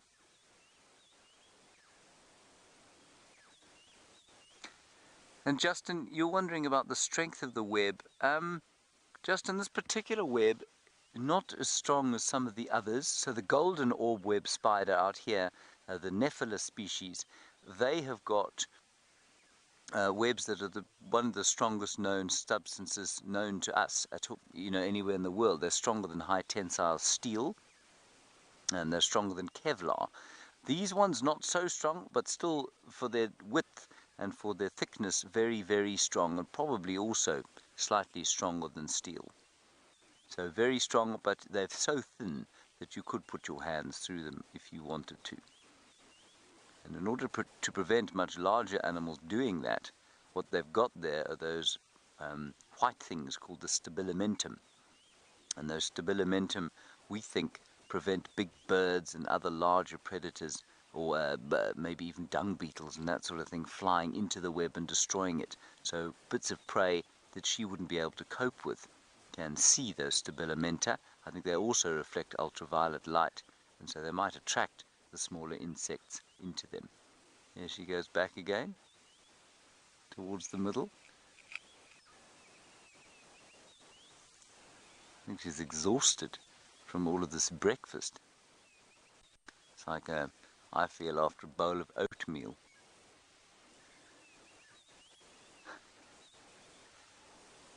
It's fantastic.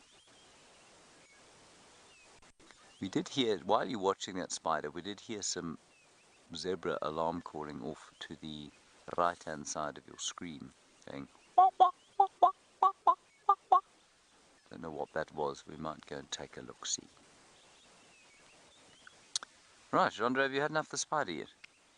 He's looking very distressed that we're thinking about leaving the spider. He's had a wonderful time here, but I think we probably will press on slightly.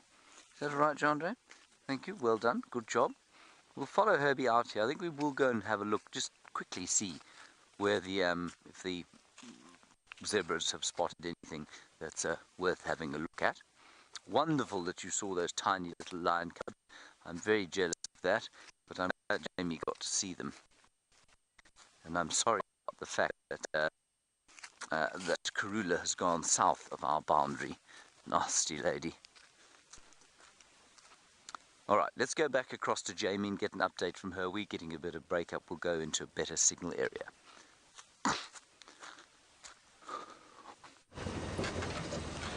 Oh, while James finds a better signal area, oh, I found you some Inyala. Hello, guys. Oh, this is the perfect place to stop. It's marvelous. Time to bask in the morning sunlight and gather up a bit of body warmth before Dave and myself race east across to Cheetah Plains to see what is around there. But for now, we've got some lovely lady Nyala with a deep, rich red-brown ochre colour.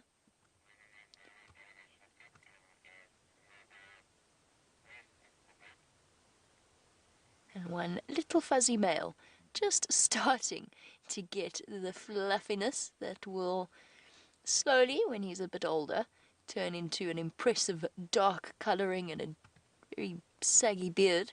But for now, he just looks a little bit gangly. Hasn't even really started growing his horns just yet. Just the tips poking out at the top of his head.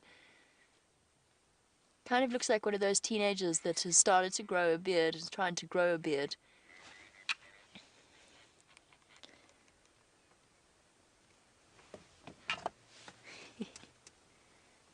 clopping their way through the bushes.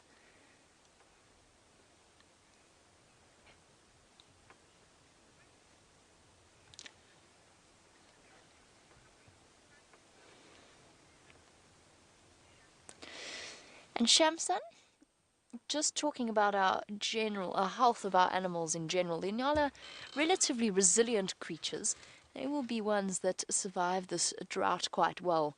But Shamsun would like to know, as the drought draws on, will we be seeing more dead animals? And very sadly, the answer is yes, absolutely we will. We'll lose some. Oh, nice. Thank you, Dave. Sheltering me from the sun there, the brightness of the sun. Yes, we will. The first to go will be things like buffalo and warthog. We might even lose some of the bulk grazers, maybe like the zebra as well. We're going to lose one or two. Now go back there, Dave. It's too bright. I thought you wanted the heat. All right. Sorry, I'm not giggling at that. I'm just getting a little bit of shade from Dave. Marvelous news, though, is that Brent, true to form, has been incredibly successful this morning, and he has managed to find you some other lines.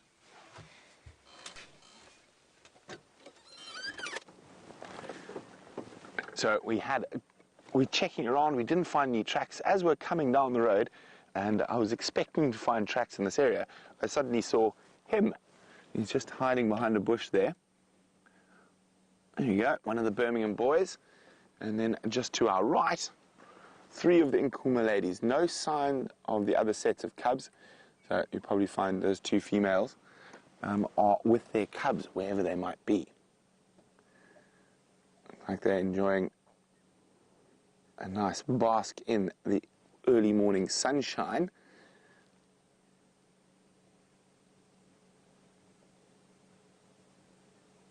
And it doesn't look like they were successful in hunting last night.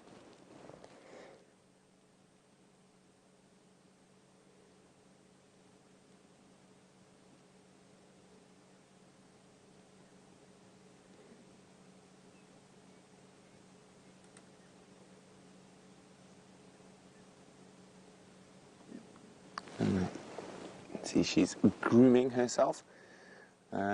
Difficult to see which lioness is. The only one I know for sure, but she's flopped her head down now, is that one there. That's Amber Eyes.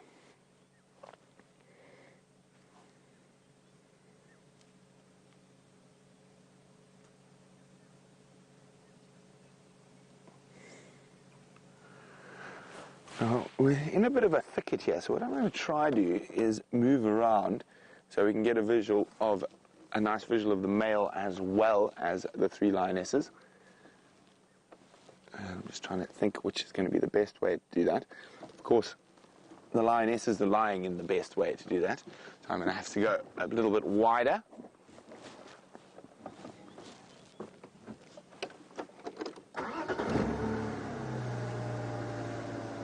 Sorry, madam.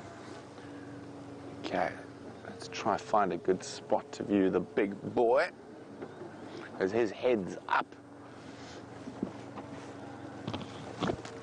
Oh, ducking and diving. Watch your head, Brian. And the lions at the moment are on Gallagher Shortcut Road, probably about 100 meters from the Buffelshoek cut line, and 100 meters to the south of the Buffelshoek cut line, and and about 40 meters to the west of the road. That's for James, who's on foot. He was just wanting to make sure where the lions were so he doesn't walk into us.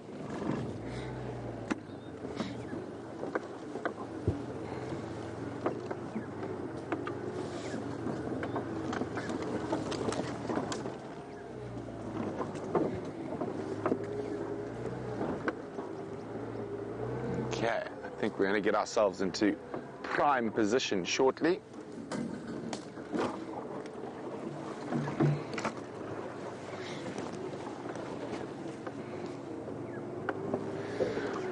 And the cat luck continues. Now, every single drive since I've been back from leave, I've been lucky enough to have cat sightings, and quite often multiple cat sightings. Look at that. How's that, Brian? We'll move around where we can see the lionesses as well, but let's have a look at that Birmingham boy. Those golden eyes staring at us. Oh, no, they were staring. He's now closed them. Now, Brian thinks this might be the same male you saw on Cheetah Plains yesterday with James. I'm not sure, but if you guys know, let us know, because that means he's walked an incredibly long distance. So let us know, is this the same male you saw on Cheetah Plains yesterday? If you know, hashtag SafariLIVE or use the email questions@wildearth.tv. Now, speaking about how far lions move, Zach was wondering. Zach, it all depends. The males generally move bigger distances than the females. They've got a massive area of around 20,000 acres that they've got to patrol and protect from other males. So there's 4 males in this coalition. And on average, they probably do 7 to 10 kilometers in a night if they're on the march. But they can do as much as 25 kilometers in a night. Okay, let's move around a bit more so we can see the ladies as well.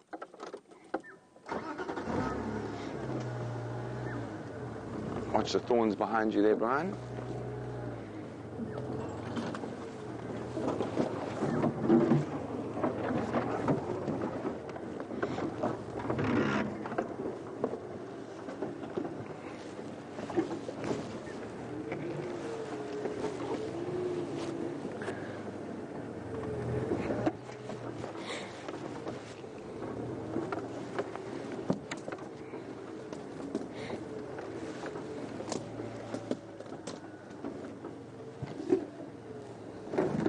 There we go, just go very slowly.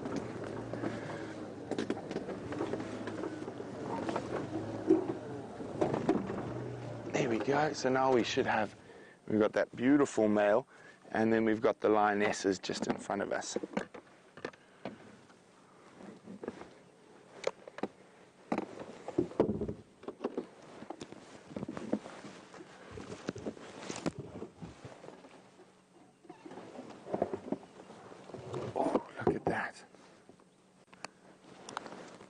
He is gorgeous.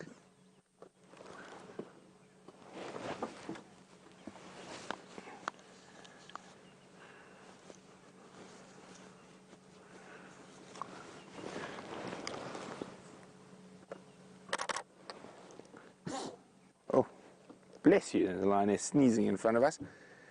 And it's the lady who was up and grooming. There we go. Just move my fat head out of the way. Actually, when you see she's breathing, you can see how it's still chilly, and you can actually see the condensation coming out of her mouth.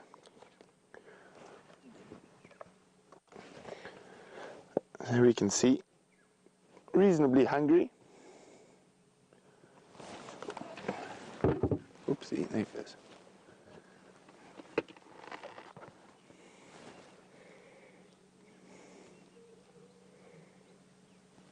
Oh, it looks like we might get a little bit of late morning movement.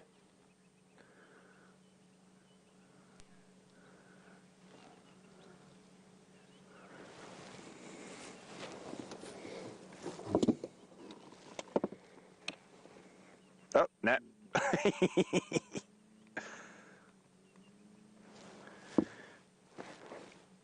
Oh, no, just looking for shade. Tired of lying in the sun.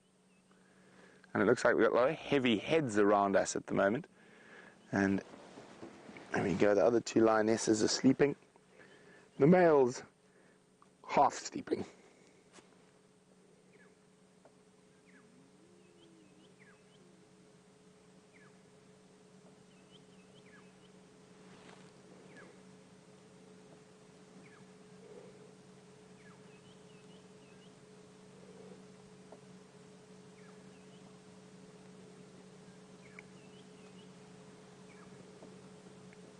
Oh.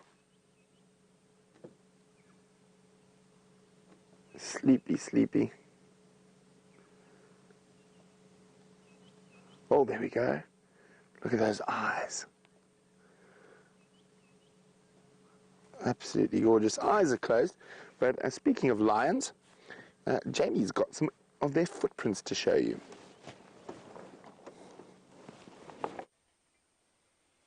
We have got such a beautiful shot of some of their footprints, and to say some of their footprints is actually putting it mildly, because at some point during the night the Styx, I assume it's the Styx, I don't know for certain, but it's most likely the Styx pride, walked along down this road taking their little ones with them. And I'm actually going to jump off so I can show you the size difference between the adult tracks and the little cub tracks. It's just such a perfect little example. So many little feet walking around here. Let's not stand on them. Let's grab a stick. So can you see this track here, Dave? Yep. Cool. This is the adult females track over here, and I'm outlining it just to make things a bit easier. There we go. So that's the sort of the rough size of the adult. And then if we go a little bit over here, tiny, tiny, perfect little lion cub tracks. And there's so many of them. I mean, it's difficult to show you each and every individual. But to give you a sense of scale, again, there's my hand. This is the track here. This is the back of the track with the little toes. So basically the size or the length of my forefinger. Tiny, tiny, perfect, crisp, beautiful little cub tracks, and 3 of them from what I can see. I can count 3 at least. We know that the Styx cubs, there's 8 of them around and about, but they don't necessarily all move together all of the time. So a really marvelous, beautiful example of the proportions between little cub tracks and adult tracks. And that's one of the easiest way to identify between the tracks. If you saw a track that size on its own, it would be a leopard. It would actually be a female leopard, an almost fully grown female leopard. But if you see lots of them wandering about, then you know instantly it is very tiny little lion cub tracks. Oh dear, we appear to be causing a traffic jam. Let us move out of the way. And while we do and head across to Cheetah Plains, let us find out how things are going out on foot.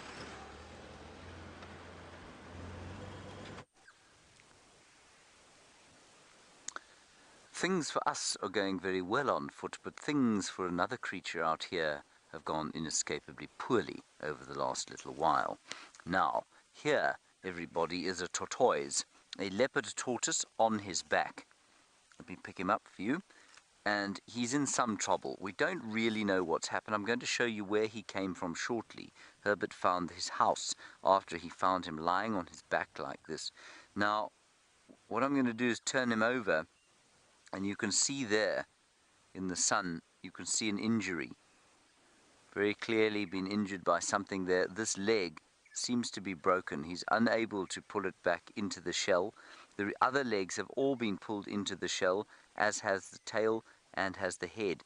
And I mean, maybe you can you see the head there, Hendry? I'll try and get some light onto it. You might just be able to see his nose sticking through there. He is not in a good way. Now, I'll tell you what we think happened to him.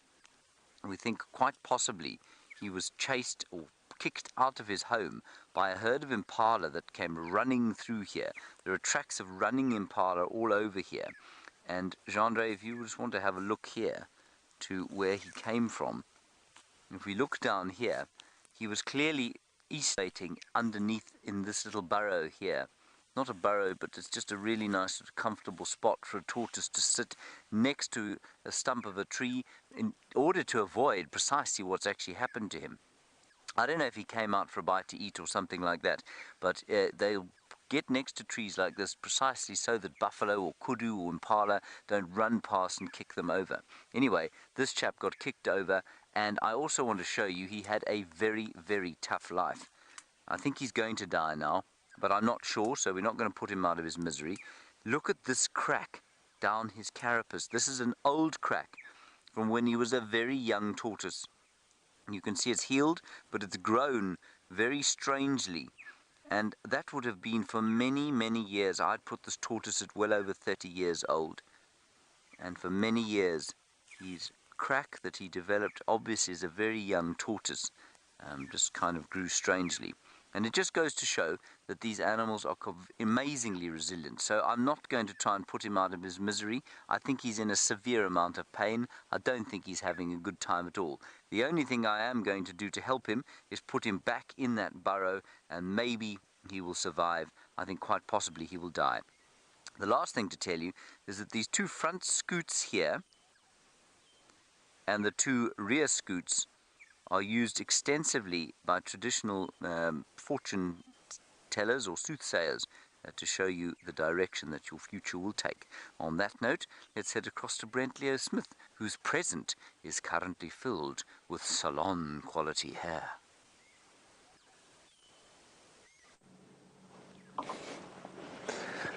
James is correct indeed. This particular male does seem to have salon quality hair. I think he goes to the same barber as Brian Joubert, who is the only other person in our camp who can have salon quality hair. I think the person in our camp with the least salon quality hair would be Hendry. And as you can see, it's getting quite warm. Oh, what did he hear? He heard something off to the south of him. You see anything back there, Brian? No, it doesn't look like. There could be buffalo in the block, there could be impala, there could be lots of different things.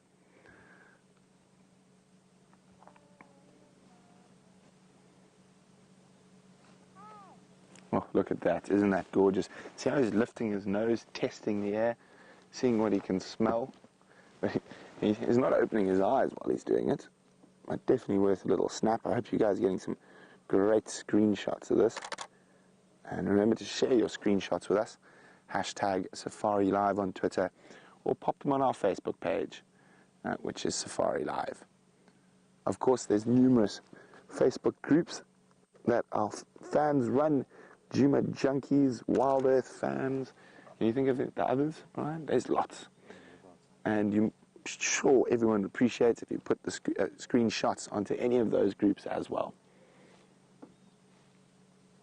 Oh, yes, whatever was smelling or hearing is losing interest. And the head's getting heavier.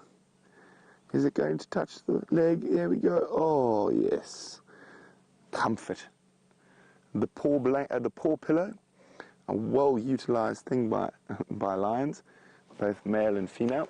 And thanks very much, Aletta. Aletta says this is not the same male that was seen on cheetah plains yesterday.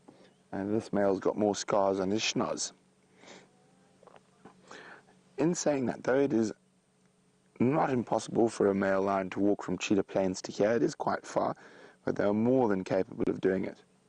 Oh, Brian, I don't know if you're going to be able to catch them, but there's just been an emergence of tiny little insects that have just hatched. I don't know if we're going to be able to catch them. They're literally minute, maybe off the front of the bonnet, but they're literally engulfing us. Oh, there's one on the dashboard. Let's try and see what they are. See them there? I think they're baby flies. There. Oh, off it went. Yes, they are. Oh, there's lots of them. Now, it looks like there's just been a hatching of these tiny little flies, and they're sort of copperish. They might be almost little fruit flies, or fruit fly family. There's so many different fly species, it's near impossible to tell them all. But literally, while we've been sitting here, there's just suddenly been an explosion of these tiny little flies, and they're all around us. But let's look at the lions. They're more interesting than a bunch of fruit flies. And you can actually see them around in the screen, flying around the lions.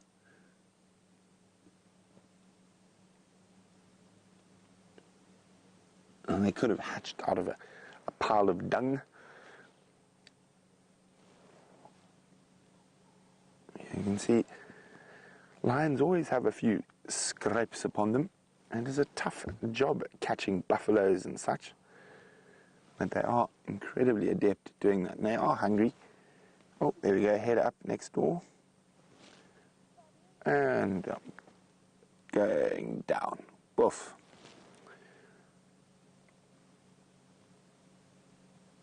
I don't think they're going to stay out in the open sun for too long.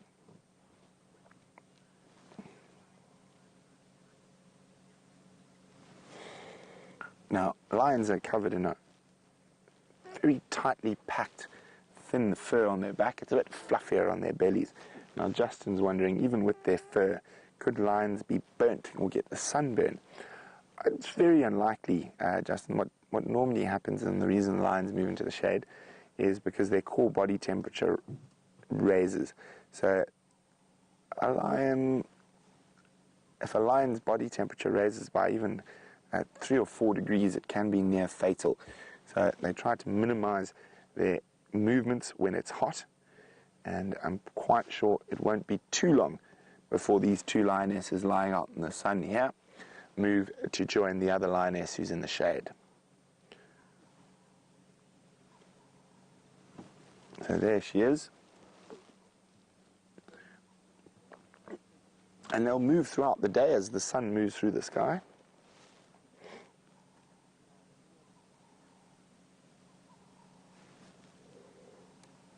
Oh, doesn't she look a bit more comfortable in the shade?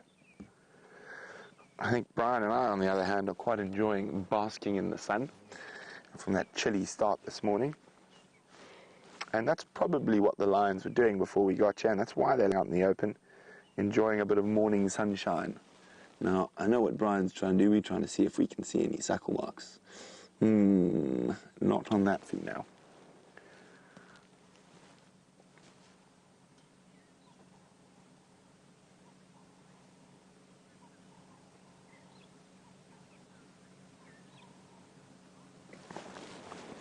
So while we're going to stick around with these lions a bit longer to see what's happening, James is going to teach you some interesting traditional uses of some plants we get out here in the African bush.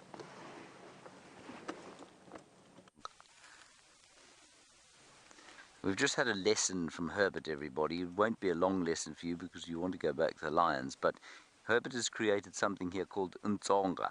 And Untsonga is this little array of sticks here. We've moved the tortoise from his home and we're going to put him back now. But this sticks, look at this group of sticks here. It's a model. It's a model of a door that used to be made for a sort of temporary shelter out here if you were living in the bush.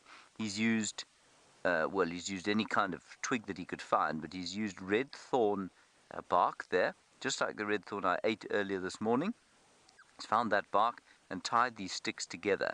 Now, what people used to do when they lived out in these areas, especially if they were perhaps on a hunting expedition or something like that, they'd find a shelter, maybe a thicket, or they'd make a temporary sort of shelter like this, and then they'd make a door like this, and apparently it would go over the entrance of wherever they were making their temporary refuge, and the lions, if they came up to investigate, would just lie outside. They wouldn't be able to get inside, and they wouldn't try and sort of break through this. What is quite a flimsy wall, but to a lion is something quite substantial. So that's called Untsonga, and I think we're going to put the tortoise back inside here, and I'm going to put Untsonga there to protect him from lions and whatever else he might have that might want to come and get him while he convalesces. Okay, Gendre? Alrighty, everybody, we'll send you back to the lions and see what they're doing for the rest of the morning.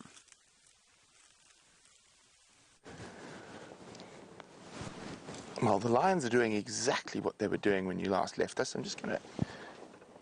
Sorry, losing a layer while I was basking in the sun. It was time to take off a jacket. Now, lions lying very close to each other is quite important. They are the only social cat, and the bonds between the pride are sometimes tenuous, especially when they've been fighting around a kill. And these quiet times in between meals is where they reaffirm those pride bonds. Now, there's been lots of studies with a lot of different social animals, and the more often they lie close to each other, the stronger the pride is. And we've seen with the Nkuhumas, they often lie on top of each other. So it's a very strong pride. The bonds between the adult females are good. And of course, with the new litters coming through, the Nkuhumas if the females out of those little cubs make it to adulthood, then kahumas are going to be looking like a very strong pride again.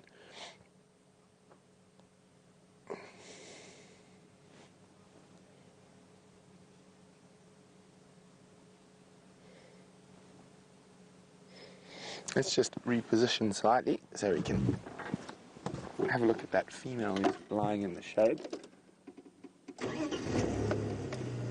Remember, always let your car run for a few seconds.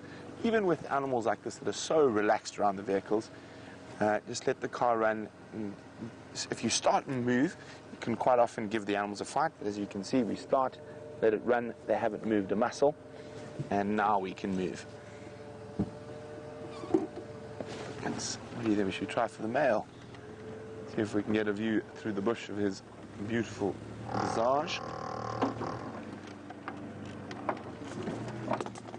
Oops, it was a bigger stump than I thought it was.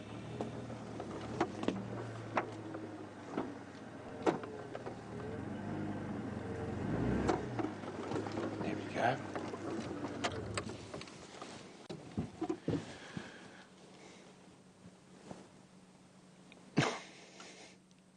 It's so funny with lions and their heads. As they close their eyes, their heads seem to become heavier and heavier. And look, you can see it's just dropping ever so slightly. Oh yes. There you go, back to the paw pillow.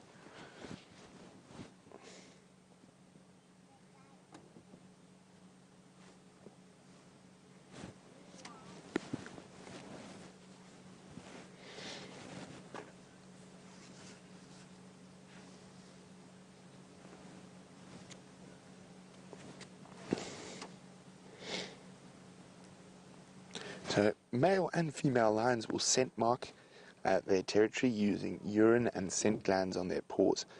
And Misty in Tennessee is wondering whether there's a high ammonia smell like you would get with a domestic cat.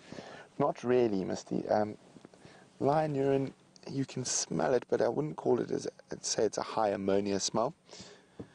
But the other thing, you can say, well, the other big cat we see frequently, leopard, they've got the most interesting scent mark smell, and it actually smells like buttered popcorn. Lions, you can't really smell too much.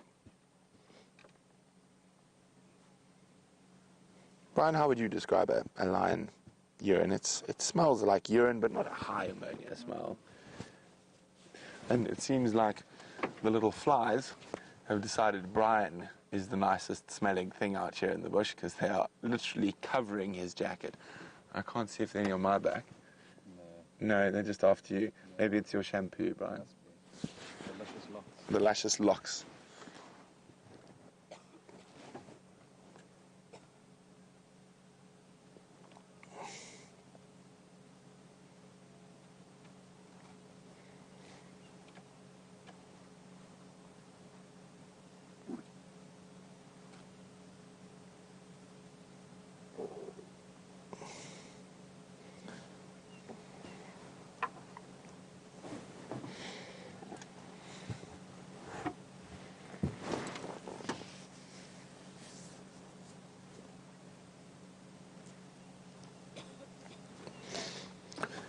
Hi, Ellen. Ellen is in Arkansas, and Ellen is wondering, do lioness change their hunting behavior when they have cubs? Yes and no, Ellen. So if the rest of the pride are quite close to the den, she will hunt with the pride and then return. And sometimes she can go very far with the pride, like we saw with going to Arethusa on that buffalo kill. But generally, if the pride is out of the area of the den, she will hunt closer to the den. So it all depends on whether the pride's around or not, but sometimes they can move very far from the den. Now, those lionesses last night when they were in Buffalo's Hook, as the crow flies, probably about 3.5 kilometers or so from the den that you were at earlier this morning with Jamie. So they can move great distance from their den sites. Sleepy kitties. Let's go have a look at the shaded lioness. No, she's got her head behind a bush there and looking quite comfortable in the shade. As I said, I think the other two will join it. Shouldn't be too long.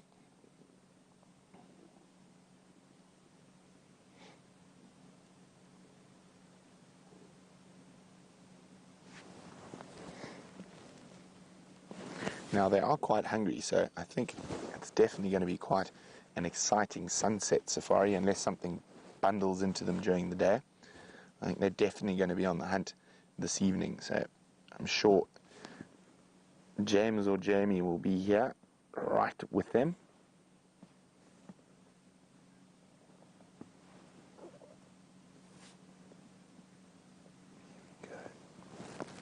Very sleepy. And you can see, even though they're lying in the direct sun and it's hot, there's not that heavy breathing that would be associated with a full belly. You can see nice, even, shallow, or not too, sorry, even and deep breaths, not shallow breaths. Oh, let's put foot on sister or mother's face. Oh, and there's been no complaints from the other. So we're going to sit with these lions a little longer, see what they get up to. While we do that, Jamie's made her way all the way down to the east and is exploring the plains of the cheetah.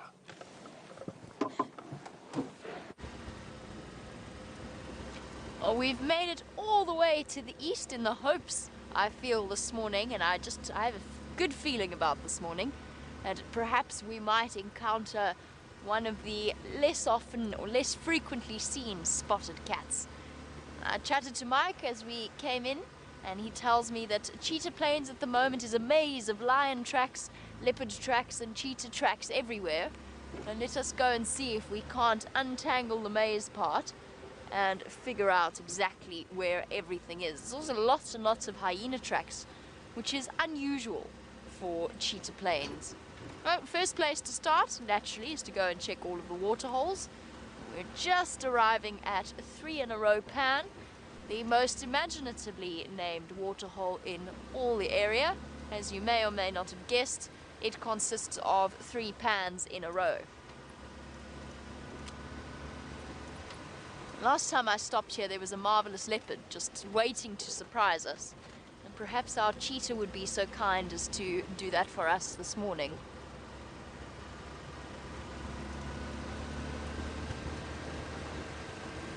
Oh, looks as though 3 in a row pan might be 2 in a row pan at the moment.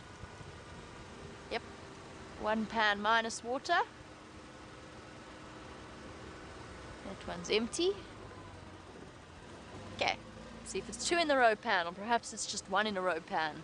Can't really have 1 in a row though, can you? I suppose it just becomes 1 pan. Okay, no, it's 2 in a row pan.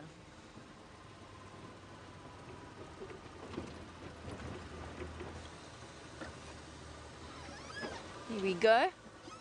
Right, last time we stopped here, we stopped to have a break, look around at the pan, and Quarantine was sitting right in front of us, just watching the comings and goings. Unfortunately, it seems as though Quarantine's favourite spot, I don't know if it's his favourite spot, it's the one and only time I've ever seen him. It seems as though Quarantine's spot is devoid of Quarantine. He is not here for now. In fact, 3 in a row pan, or 2 in a row pan at the moment, is very, very quiet. There's not even a bird around. Let's go investigate further. They did, by the way, the lions that we were tracking, I just spoke to Shanae. That was them following them yesterday evening down that road. They've now crossed onto Mala Mala. Just a little bit of an update for everybody there. We're going to continue on our search along a 3 in a row pan, 2 in a row pan, and then on to the plains. While we head there, let's go back to James, who has found a place where a bird lives.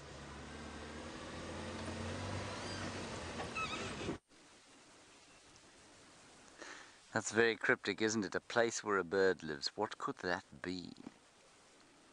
It's a nest, everybody. Look over here. Hendry is going to show you a blue waxbill's nest, and then I'm going to tell you a story that Herbert's just told us. Now, many of you will know that the blue waxbill, a tiny little blue finch-like bird, has got an association with wasps. And normally around a nest like this, which is not active because it's not the breeding season, will have a paper wasp or hornet's nest around it. Now the question is, why on earth would it have that? And the answer is, of course, for security. So the wasps will build their nests. Ooh, I've cut myself.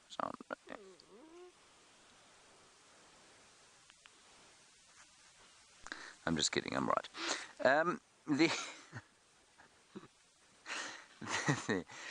The wasps will have the waxbills will have the wasps around because the wasps provide security. And so if a snake wants to come and eat the blue waxbill chicks, the wasps will sting it.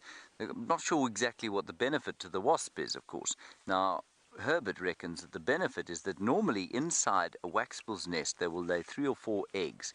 He says normally only 3 of them will be viable, 1 of them is not viable.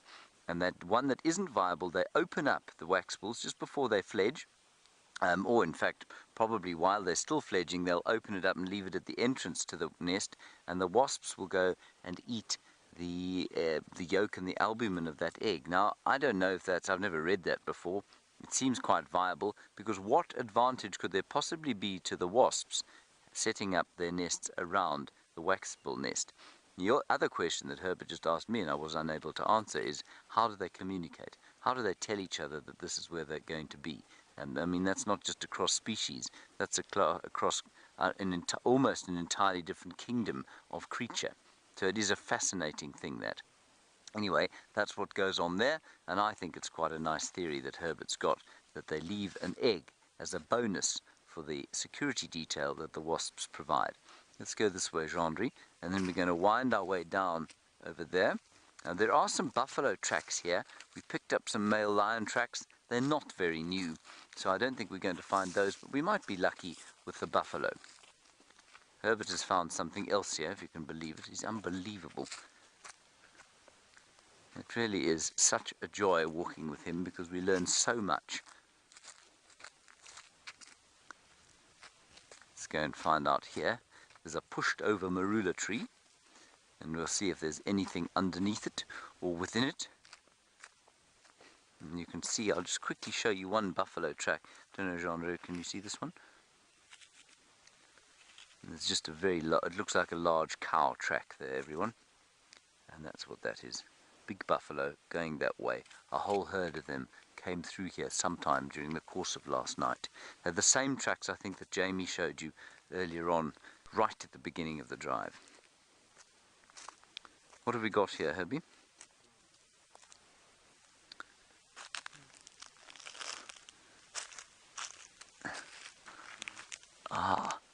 Spiders and scorpions and other spiders and millipedes, exoskeletons, and that's the violin. No, that's a daddy long-leg spider.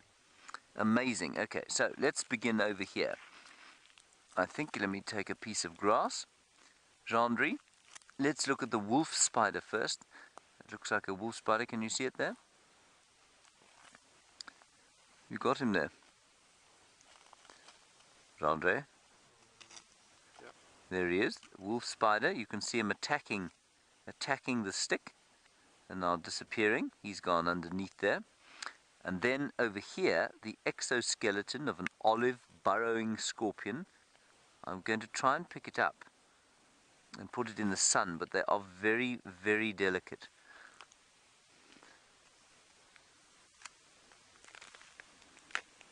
There you go. Don't worry about the blood on my hand, Hendry. It's okay. I'll be all right. So that's the exoskeleton of the olive burrowing scorpion. We find many of them around here. I know that's which species it is because of this habitat and, of course, because of the way it looks. It does have a very thick tail. Hendry just said, keep my hand still. I thought I was keeping it quite still. Are you super zooming?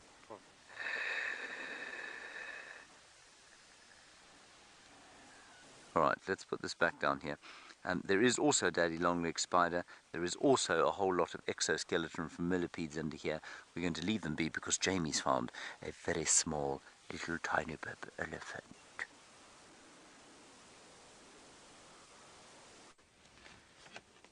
We did indeed find a very tiny small baby elephant. It's not that one. Unfortunately, it was just a little bit too quick for us to put on camera for you, and I can't reposition now to try and get to it. Just because they are going to get very protective over it. I think it's going to come through there, Dave. It's going to pop out there, hopefully, so that we can see it as... Oh, that's not it. It's a baby. But it's not the baby that we were looking at earlier. The baby we were looking at earlier is probably only a couple of days old. It is really tiny, wobbly little creature. Utterly adorable. And unfortunately, it has disappeared from view for now, and we won't be able to reposition because we're right in the middle of the elephant herd. And there's another little one about to cross the road. And we'll just wait for this herd of... Oh, it's so tiny, and I just caught a glimpse of it. Sorry, Dave, I'm seeing you bouncing around all over the show. It's at the back. There's Mom going to cross by the marula tree. And little one is hidden behind her. There you go. There you go. Best view of a baby elephant ever. Gives you a rough idea of just how tiny that little thing is. I would say a couple of weeks, maybe. Oh, there we go. We're going to get an open shot. Hello, baby. Still so fluffy. Too cute. Absolutely stunning. Really, really tiny. I mean, I know it's very difficult for you guys to get a sense of scale, but that is minuscule. The whole enormous herd full of little elephant calves of all ages, right up until the sort of teens, as this one is. And then one straggler that is at the back. We're going to reposition. We're actually going to try and get around them because they're making a very clear beeline for the other road. So let's go do that now. Hopefully we can get there a little bit ahead of them so that we don't startle them. And then maybe we'll get another view of that little one because it's adorable. And no day is complete. No safari experience is complete without a little bit of time spent with elephants, in my opinion. And just by the way, an update for you.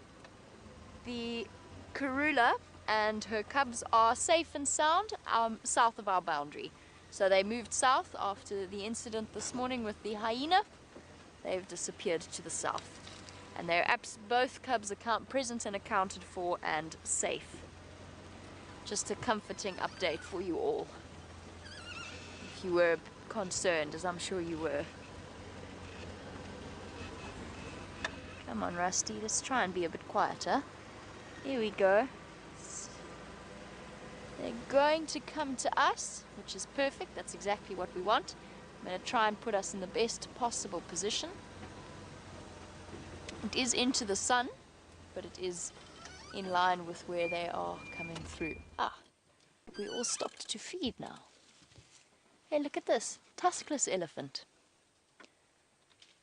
Let's go fractionally forward so I can actually get the sun on the other side of them. And then we have a better view of as they start to walk towards us. But this elephant doesn't have any tusks. Let the engine run for a bit.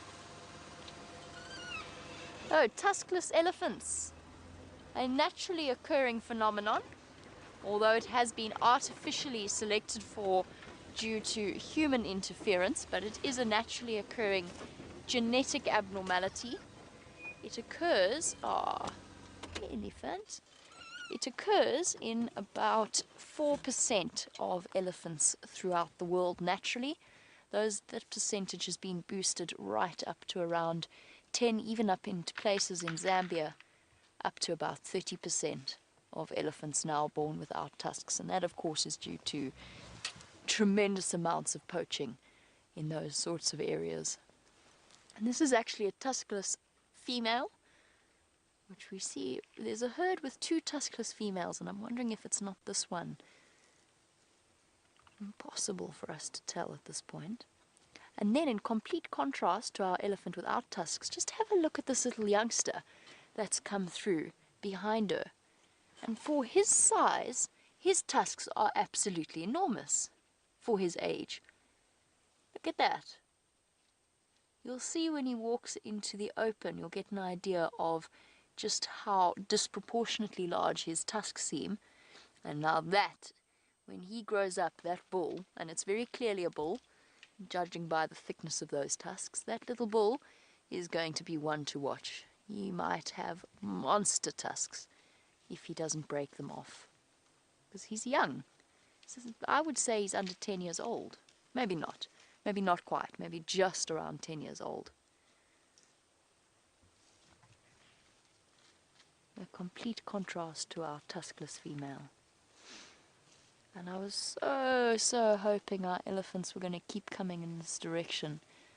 But they've all stopped in the thick bush willow woodland.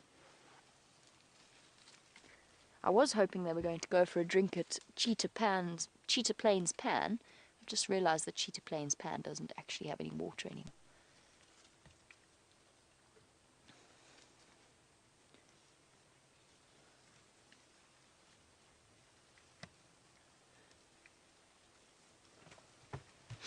And good morning to Michael. We saw that little elephant calf racing away from us, and it was very, very fluffy. And Michael wants to know why that is. Why are elephant calves born so fluffy with all that fluff around their heads? Michael, first of all, our Benjamin Button elephant, our little calf that's been nicknamed Benji, he's the exception rather than the rule. He looks as though, as James said, he actually looks as though he's got implants. He's had hair implants put in. The most ridiculous looking thing. That's unusual, but all baby elephants are born with extra levels of fluff. I don't know the exact reason behind that. I mean, I think it's possibly just that they have roughly the amount of hair as the adults do, but because they're smaller, it looks like they're fluffier. But I think it's probably to do with insulation as well. The tiny little ones losing their body heat, as any small animal does. A small animal loses body heat faster than a large animal does.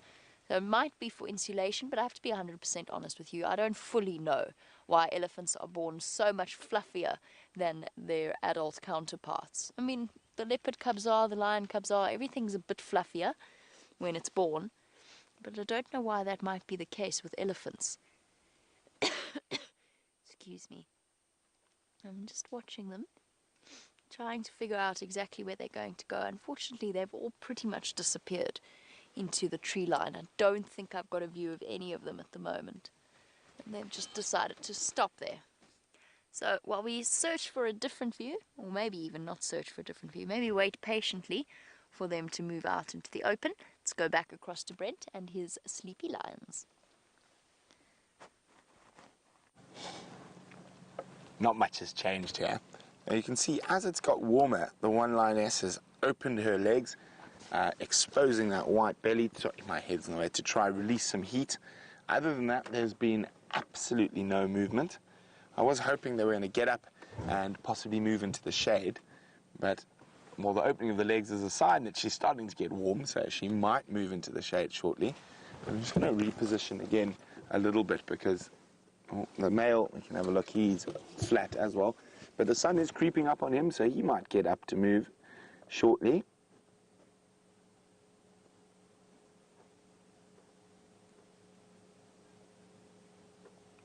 Look at that. Oh, it looks like he's dreaming. Dreaming of buffalo, no doubt.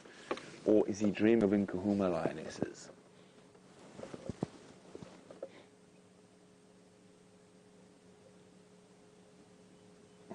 There isn't anything out in the African bush that I've ever experienced that can sleep quite like a lion can. Leopards sleep heavily, but not to the same degree. Male lion definitely takes the cake. Very little to worry about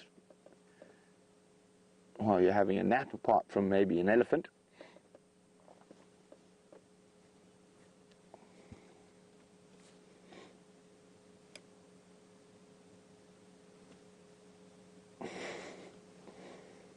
The epitome of a flat cat. A dreaming flat cat.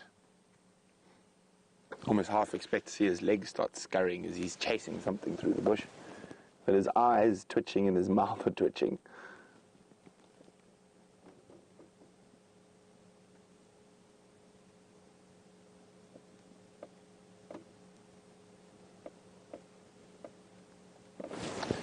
Let's try a reposition. Then notice how I let the engine run, no movement whatsoever.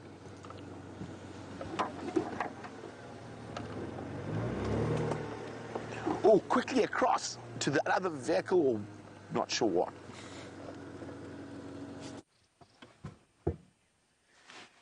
Look at what we have here. How very fascinating. By the way, I was wrong about Cheetah Plains Pan having no water, because it does indeed have water. We've got a bird of prey that I think might be coming across to have a drink. I don't want to get any closer, and it's difficult in this light. The sun is right behind us, or behind the bird rather. But I don't want to sneak any closer, but I would really curiously like to know what this bird is up to. Sorry about the heat waves coming up from the bonnet as well. I'm not sure whether you are seeing that as clearly as I am, but it's sort of playing havoc slightly with the images. What are you up to, Eagle? Looks like a tawny from what I can see of it. You guys have got a slightly clearer view. You are welcome to correct me. And it appears to be contemplating its navel at present. Not, of course, that birds really have navels. What are you up to? I wonder if it's killed something. And it's just taking a quick break before it starts to feed. Keeps looking down at its feet. But it's also keeping an eye on us, a little bit nervous at our presence here as well. Look at that incredible hooked beak. Might not be able to see it terribly clearly, but you can get an idea of the shape and the power of that bill. Wonder if it hasn't killed something. We've just got the wrong angle for a view, hidden behind the wall. I think it might be worth risking shifting around ever so slightly. It'll change the angle. It'll also make the sun a bit easier, because at the moment both Dave and myself are a bit blinded by it. It's very bright out here. Perhaps let's try and reposition. Now that you've seen it, let's see if we can't figure out what it's up to.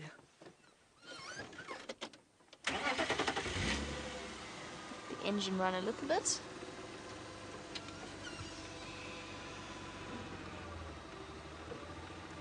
And then just scoot around. It's okay, birdie. Please don't fly. Please don't fly. It's okay. It's okay. It's okay. Okay, it definitely doesn't have a kill. This is close as I'm prepared to go. I think if we go any closer, it's going to go. There you go, feathered all the way down to the legs. That immediately tells you that you are dealing with an eagle, a true eagle, rather than any other bird of prey. But we could tell that straight away from the size of this particular bird. It's tall and come almost all the way up to my knee. What is there? What is so fascinating at your feet?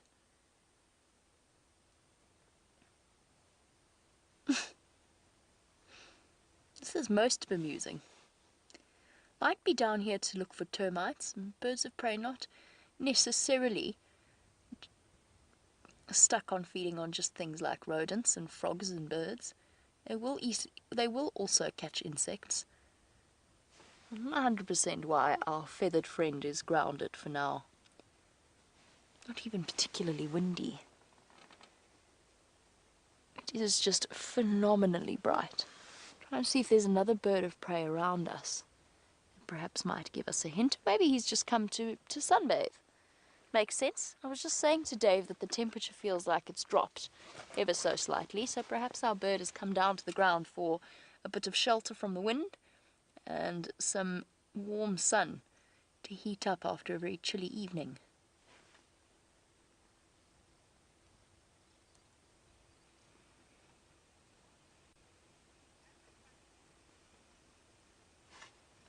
Margaret, I agree. I also think it's a tawny eagle. You guys will be able to see a little bit more clearly than I can, just in terms of the size of the screen and also the fact that the sun's incredibly bright. Oh, it was a one-legged eagle until now. Popped its other foot down. What has it got? Yes, that's your foot. That's your feet, actually. There's two of them. Oh, it's given us such a marvelous view of its feet there before going back onto one leg. And that's a very common raptor pose. They love to stand on one leg. Very, very common to see it. And I remember when I was first training, a trainer of mine, you had everybody looking up a one-legged bird, except me. Well, he had let's put it this way, he had every student who's not South African looking through the bird book to try and find the one-legged eagle. Oh, I have a good scratch. But Margaret, yes, I agree, it looks like a tawny from my perspective. Oh, big yawn. Might be a juvenile, which is why it's got the mottled colouring to it.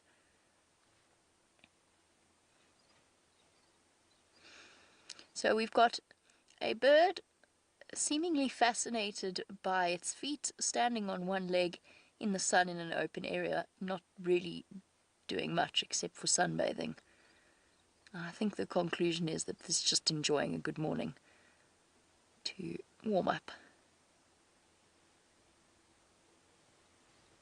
Yep, your feet's still there, don't worry. It's okay.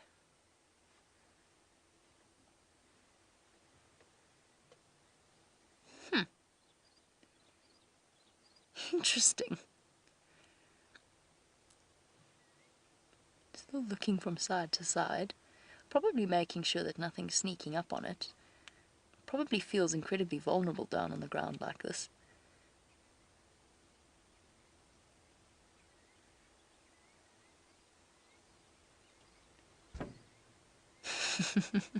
We are very far away. We are very zoomed in. So every time I move the car, that causes that jumping movement. That one was Dave, though. Yes. I'm not taking the blame for that one. I'm usually quite still.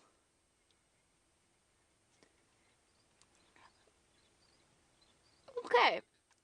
While I try and figure out what this bird is up to, I'm not quite sure.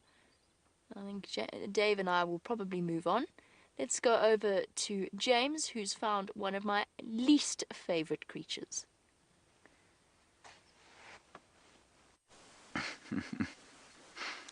Well, look at this, everybody, fossicking about in the dirt, scrabbling in the obese mess that they find themselves. Two of the world's most despised creatures, as Jamie said.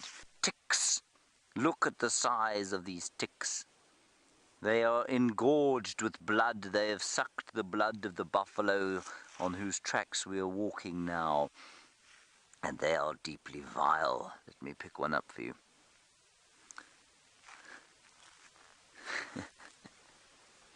Now, a tick is an arachnid. See, it's got 8 legs. 1, 2, 3, 4, 5, 6, 7, 8, and 2 pedipalps in the front, in much the same way that a spider does. This thing started life as no more than a pinprick, and it is now an enormous and disgustingly engorged animal. It is unable to move anymore because it is so fat. And as far as I understand it, it's come to the end of its life cycle, and it's now going to probably lay eggs and then die, thoroughly satisfied with its efforts at eating blood from buffalo. Isn't it vile? What do you think, Gendry? I'd like to find one of those walking around on you. And there you can see its head in the sun.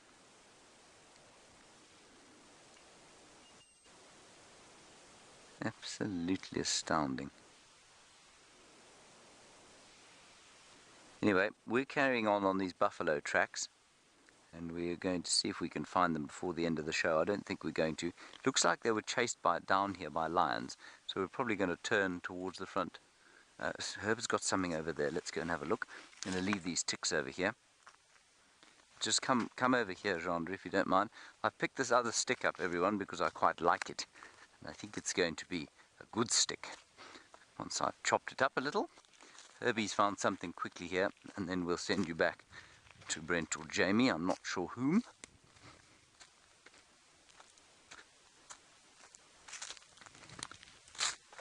Sorry, Gendry, I know this is quite fast for you. What have we got, Herb?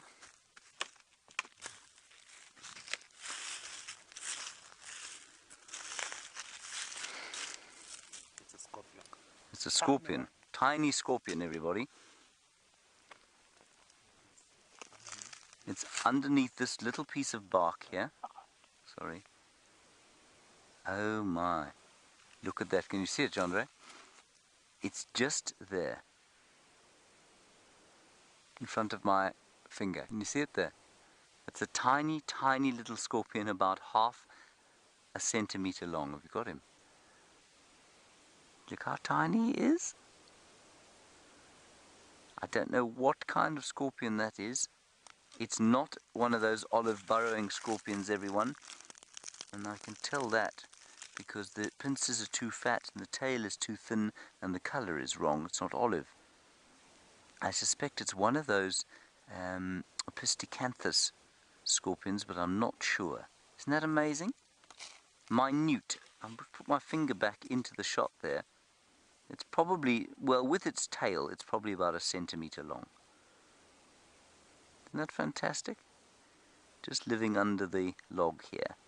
We'll cover him up again now.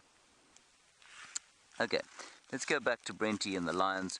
We'll continue probably heading, we'll slowly make our way back towards home now. See you just now.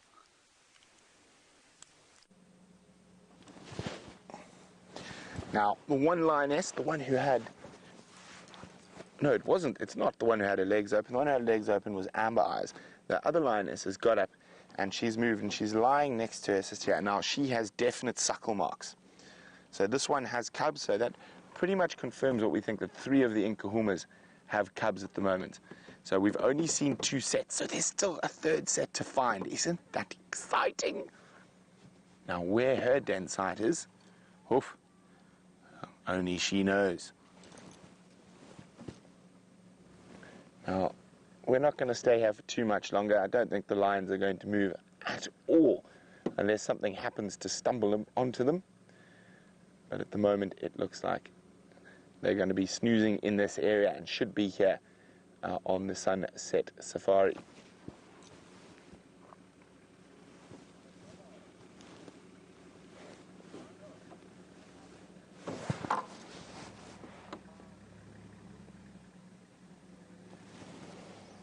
Now, Marianne's wondering what is the purpose of the black stripe on the back of a lion's ears. Now, it's a very important thing, actually, Marianne. It's a following mechanism for cubs, like the black tip to the tail. It's also a visual indicator while hunting.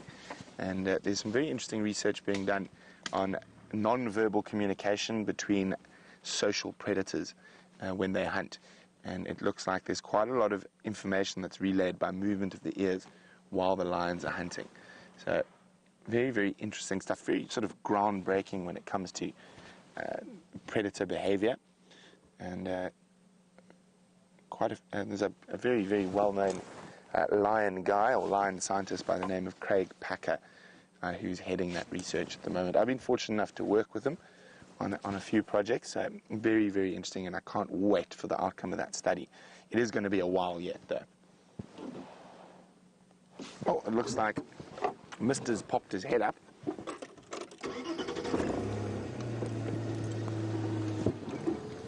Let's have a look. Hopefully he doesn't pop it down before we swing around towards him.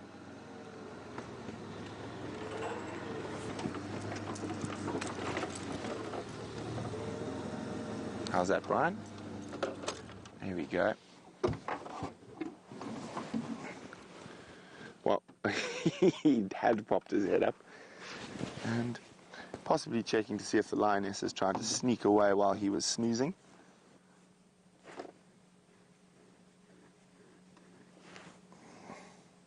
Oh, there, that head gets heavy again, back onto his foreleg. I'm quite sure that these lions are going to be in the exact same spot come Sunset Safari, and I don't think we're going to get too much movement. It was nice to confirm that the 3rd lioness is indeed suckling. So that means there's 3 sets of Nkuhuma cubs. We've only found 2. So it could be very, very exciting in the next while. And I wonder if she's also got 3 cubs, or does she have 2, or does she have 1, or does she even have 4? Record in the wild is 6 cubs to a single lioness, but that is incredibly unusual. Even 3 is quite a lot, and sort of norm is 2. I think we're going to let these lions doze off and head towards some of the water holes and see if we can find some general game. Oh, okay. Legs are opening. I mean, she's starting to get hot, so she might get up and move to the other girls in the shade.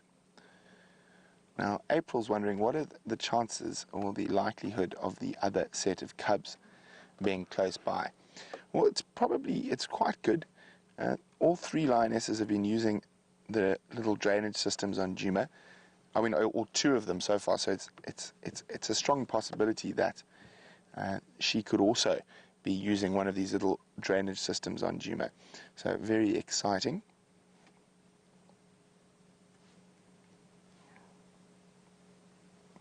Oh, not that hot yet. Legs are closed again. And the rest of the kitty cats are fast doo-doo. And I think Brian and I have spent sufficient time warming our bones in the sun.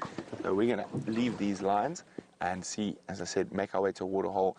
This time of day, as it starts getting warm, quite often things like zebra and wildebeest and maybe even some buffalo will be heading towards the waterholes. So let's go have a look.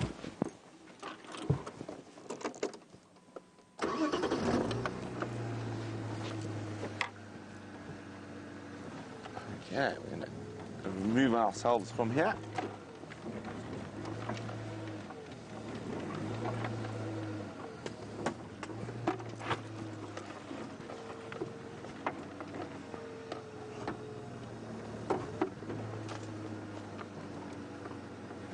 One last look at the big boy. He's now decided the ground's a better pillow than his paw.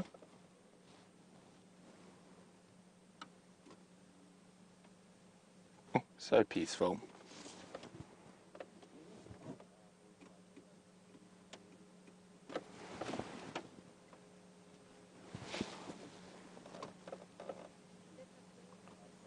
Okay, kiddies. Enjoy your snooze. As I said, they're going to be very close to here come sunset safari, so I think they are quite hungry, so there's a good chance they might hunt.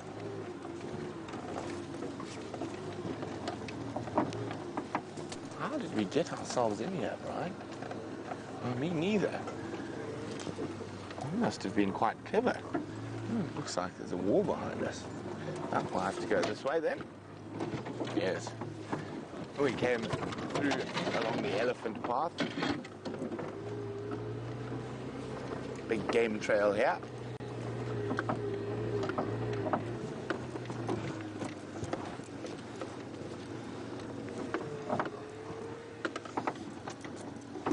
Aha!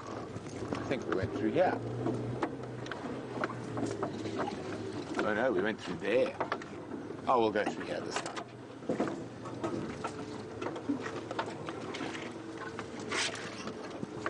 You okay, Brian? Brian just avoiding the very, very sharp hooked thorns of the knob thorn tree.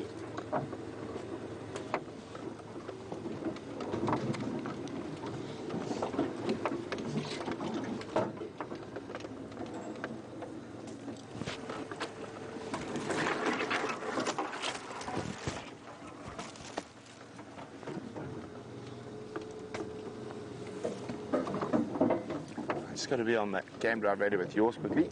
Standing by. Yours, I'm leaving now. I'm leaving tax in here, so you're more than welcome to make your way. So Ramey is wondering, what is the best advice that my dad has given me about the bush? Ooh, that's a difficult question, Ramey.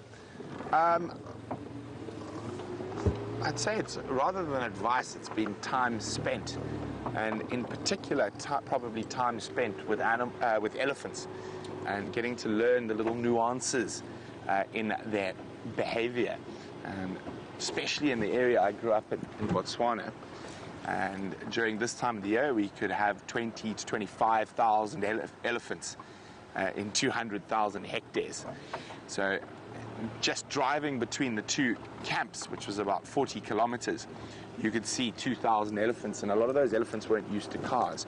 So you have to be quite careful and really know your elephant behavior well, especially in the early days when the elephants were really not used to cars and used to charge quite a lot. So I think just time spent with elephants. Now, I do believe to a degree that some people can read animals better than others. What have you seen, Brian? Oh, I thought you looked up and saw something there. So I said some people can read animals better than others, but even then, like any natural skill, the more you work at it, the better you get at it. So I'd say probably all the time spent and teaching me how to read elephants in particular, but all the animals. So not really advice. Advice possibly, trust your gut. Your gut's seldom wrong, especially when it comes to a bit of a hairy situation. If gut says shout and bang the car, shout and bang the car. If gut says keep quiet, it's okay, it's a problem. Come to us. Oopsie daisy, well, it seems as though Brent has disappeared off your screens, but never fear, we're still around, we're still available, and we're still on Cheetah Plains. And we're about to get to the open part of Cheetah Plains actually very, very shortly. Unfortunately, no matter where I went, I couldn't get you another view of those elephants, so Dave and myself moved on for now. We've gone to go investigate claims that cheetah have been wandering through this area. I found a really interesting track, but I'm hesitant. I can't confirm it 100% because it had been driven over, or it had been driven right next to, so I can't fully clarify. But I think I found a brown hyena track. And the reason I say that, there's a vast difference between a spotted hyena track and a brown hyena track. And that is that for brown hyena, the track of their back foot is about less than half the size of their front foot. It is tiny. There's a massive, massive size difference between its front track and its back track. Whereas with spotted hyena, that difference is not as pronounced.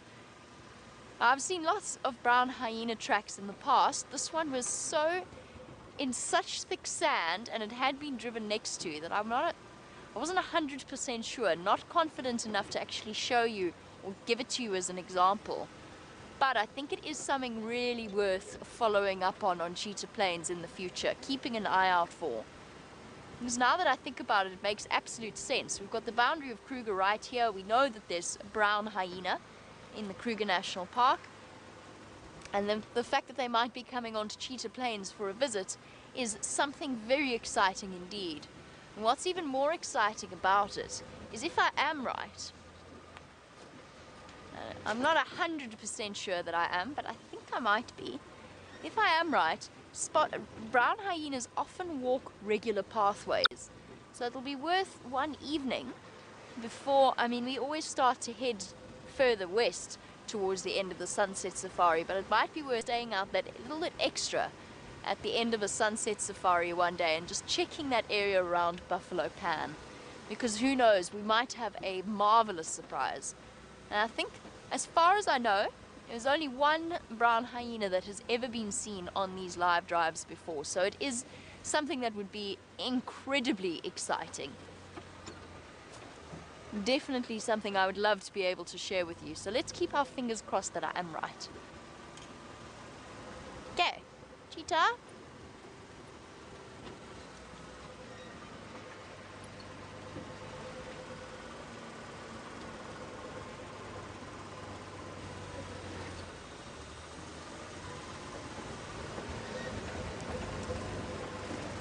And again, a very good morning to Michael on the sunrise safari, speaking about cheetah and hoping that they might pop out in front of us.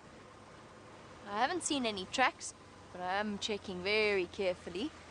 Michael, is there the possibility or the prospect of cheetah cubs in our future?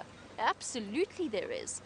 Now, it's a difficult one in that female cheetah are almost, their home ranges are so enormous, so as for them to be almost to be considered nomadic.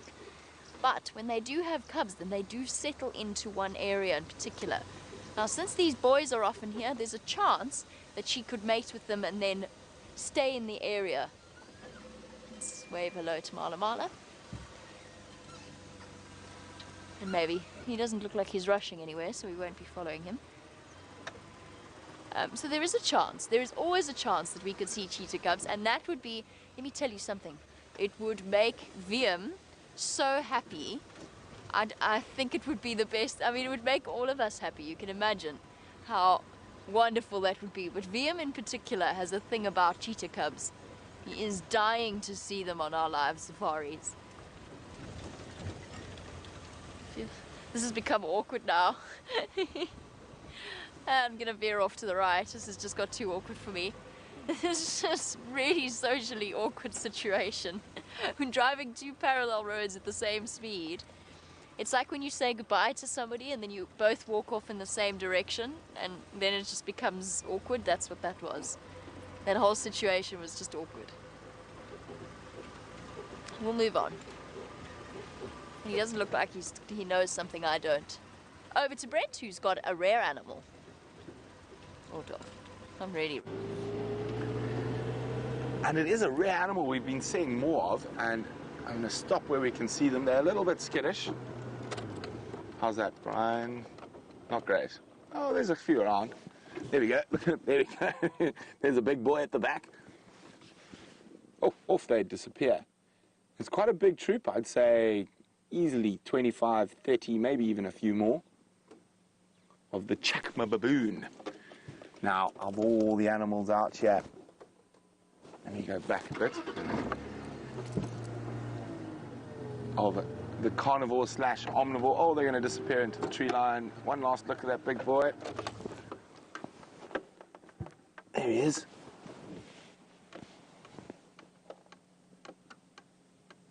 And they have longer canines than a male lion. Can you believe it? Obviously not as thick, but longer. We'll try to see if we can get... I don't think we're going to get any closer to them, unfortunately. They are a bit skittish. They don't spend too much time on Djuma, and with the drought, it's forcing them to move into bigger areas to forage, to make sure they get enough food. Yell if you get a gap there, Brian. I think they're moving into the tree line towards the little river system. Oh, roller wars. Lilac-breasted rollers attacking purple roller. So there's the lilac-breasted roller coming in to attack the purple, who's sitting on the branch. Now, of course, they do compete for the similar food source. And we do have a pair of purple rollers and a pair of lilac-breasted rollers on quarantine. And let's try to get a bit closer to the purple. Oh, and the lilac. Now the purple's bigger than the lilac. I'm just going to not drive straight at them so they don't fly away.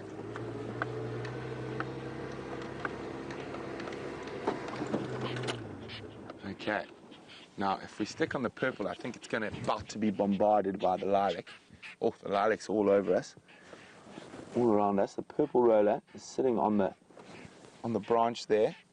You see him, Brian? If you in the tree itself, and I think he's about to get bombed. So there we go, a little bit higher. There we go. If you center screen now, so there's the purple roller sitting there, just trying to bask in the sun, and it's being harassed by a pair of lilac-breasted rollers. Well, you can hear the purple rollers call. Oh. Almost sounds like a little frog.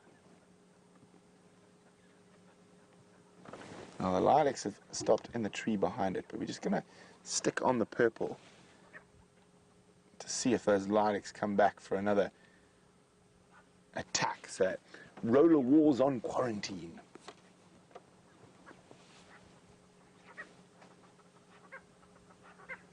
There we go, the purple's calling.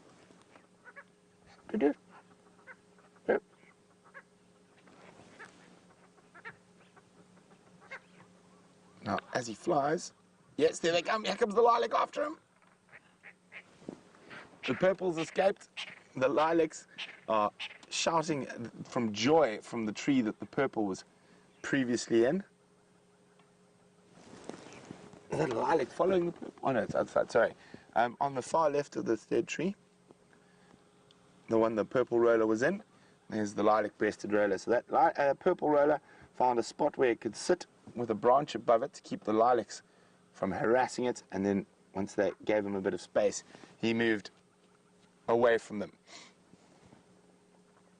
Gorgeous birds, both the purple and the lilac-breasted roller. Oh, did he catch something? Incredible camera work. Oh, now the purple's attacking. Oh, the other purple came on the offensive. Let's go forward a little bit. So the second purple roller, there we go. It came and just chased the lilacs. Now the lilacs are bombing the purple. It's all happening here on quarantine as the roller wars continue. Here we go. There's the...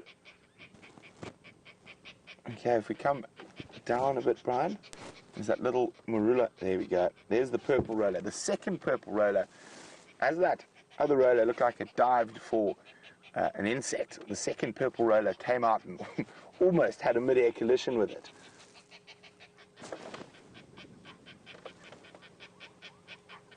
A sneak attack.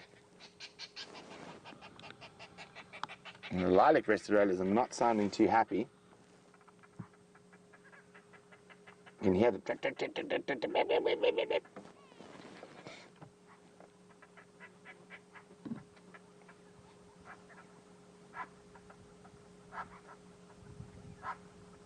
Maybe the purple roller's jealous of the lilac-breasted roller's gorgeous breast colour, but I think not. I think it's more the competition for available food resources. Oh, it looks like maybe that lilac might have a nest here as well. And that could be the reason for all of the commotion. I'm just going to move forward to see if there's a nest hole there.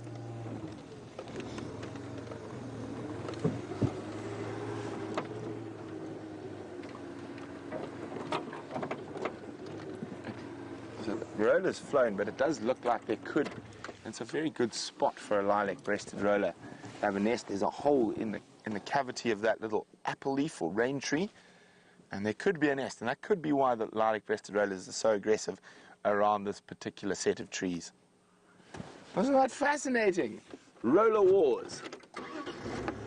Now, it seems as we start moving, they start again. I'll try to get a bit closer to the purple roller.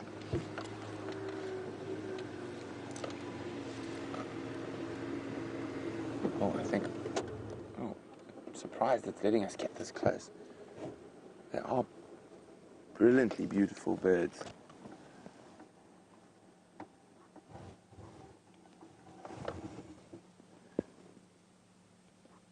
You can see that big beak, bigger than the lilac-breasted rollers.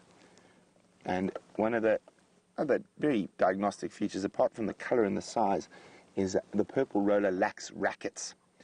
Now, think about a tennis racket. When you look at a lilac-breasted roller, it's got long tail feathers with a round bobble on the end. That looks a bit, actually probably not like a tennis racket, but more like a badminton racket. So when you call birds who have those very specific long tail feathers, you do call them rackets. And there's another species of roller that we don't get here that's actually called a racket-tailed roller. And it's, I think, my favorite of the roller species we get in southern Africa.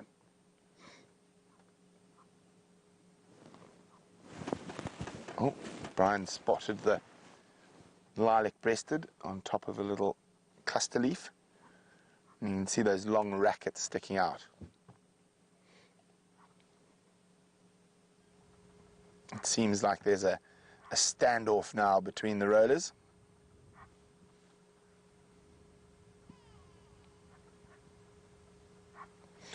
Let's leave the rollers to the roller wars of quarantine, and the killer bees are going to say a good morning, and we won't be, or I won't be out this evening. There's the thumb.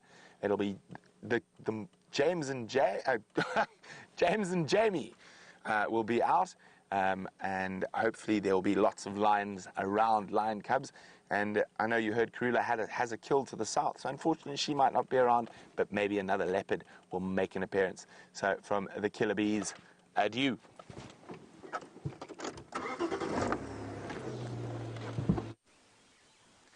We're not far from Brent. He's just up around the corner there, and we're sitting on quarantine clearings enjoying the warmth of the sun. It's actually going to be quite hot today, which of course is quite unusual for this time of the year.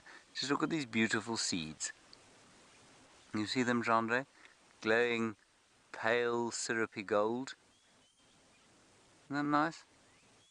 I don't know what they're from. They're not from a grass. They're from some sort of plant out here. But they will be put to the wind as the August winds start, and they shall grow anew later on. And then I just wanted to show you one other piece of grass, also that's going to be spread by the wind. And this is a 3-awn grass. I'm not sure exactly which one. Right, that's going to be it from us today. Thank you for joining us on our bushwalk. It's been wonderful fun. Thank you, Hendry, for taking the abuse and for all your efforts today. He did squash a tick earlier on. It was very disgusting. We will see you this afternoon at 3 o'clock. Until then, go and enjoy the last few minutes with Jamie. Bye-bye.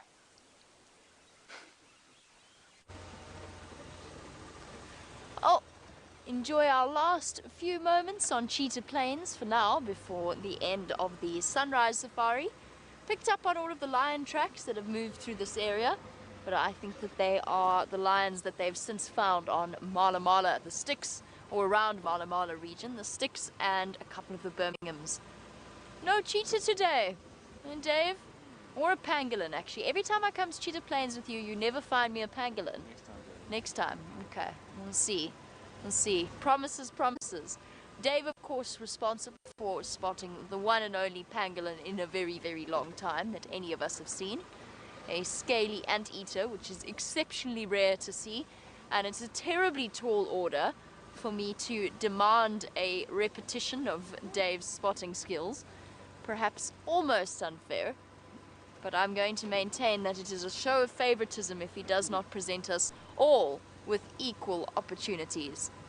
We are going to slow down ever so slightly before we get to the end of our sunrise safari. The reason I say that is because just ahead of me, oopsie,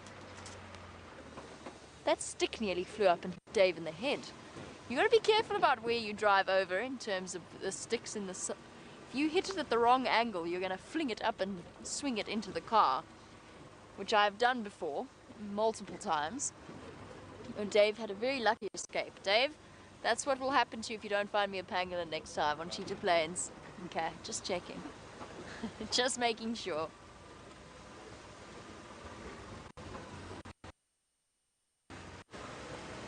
And we will have to follow up this afternoon on the sunset safari, see if those lions decide to stir themselves, and whether or not the lioness feeding her cubs might decide to head across.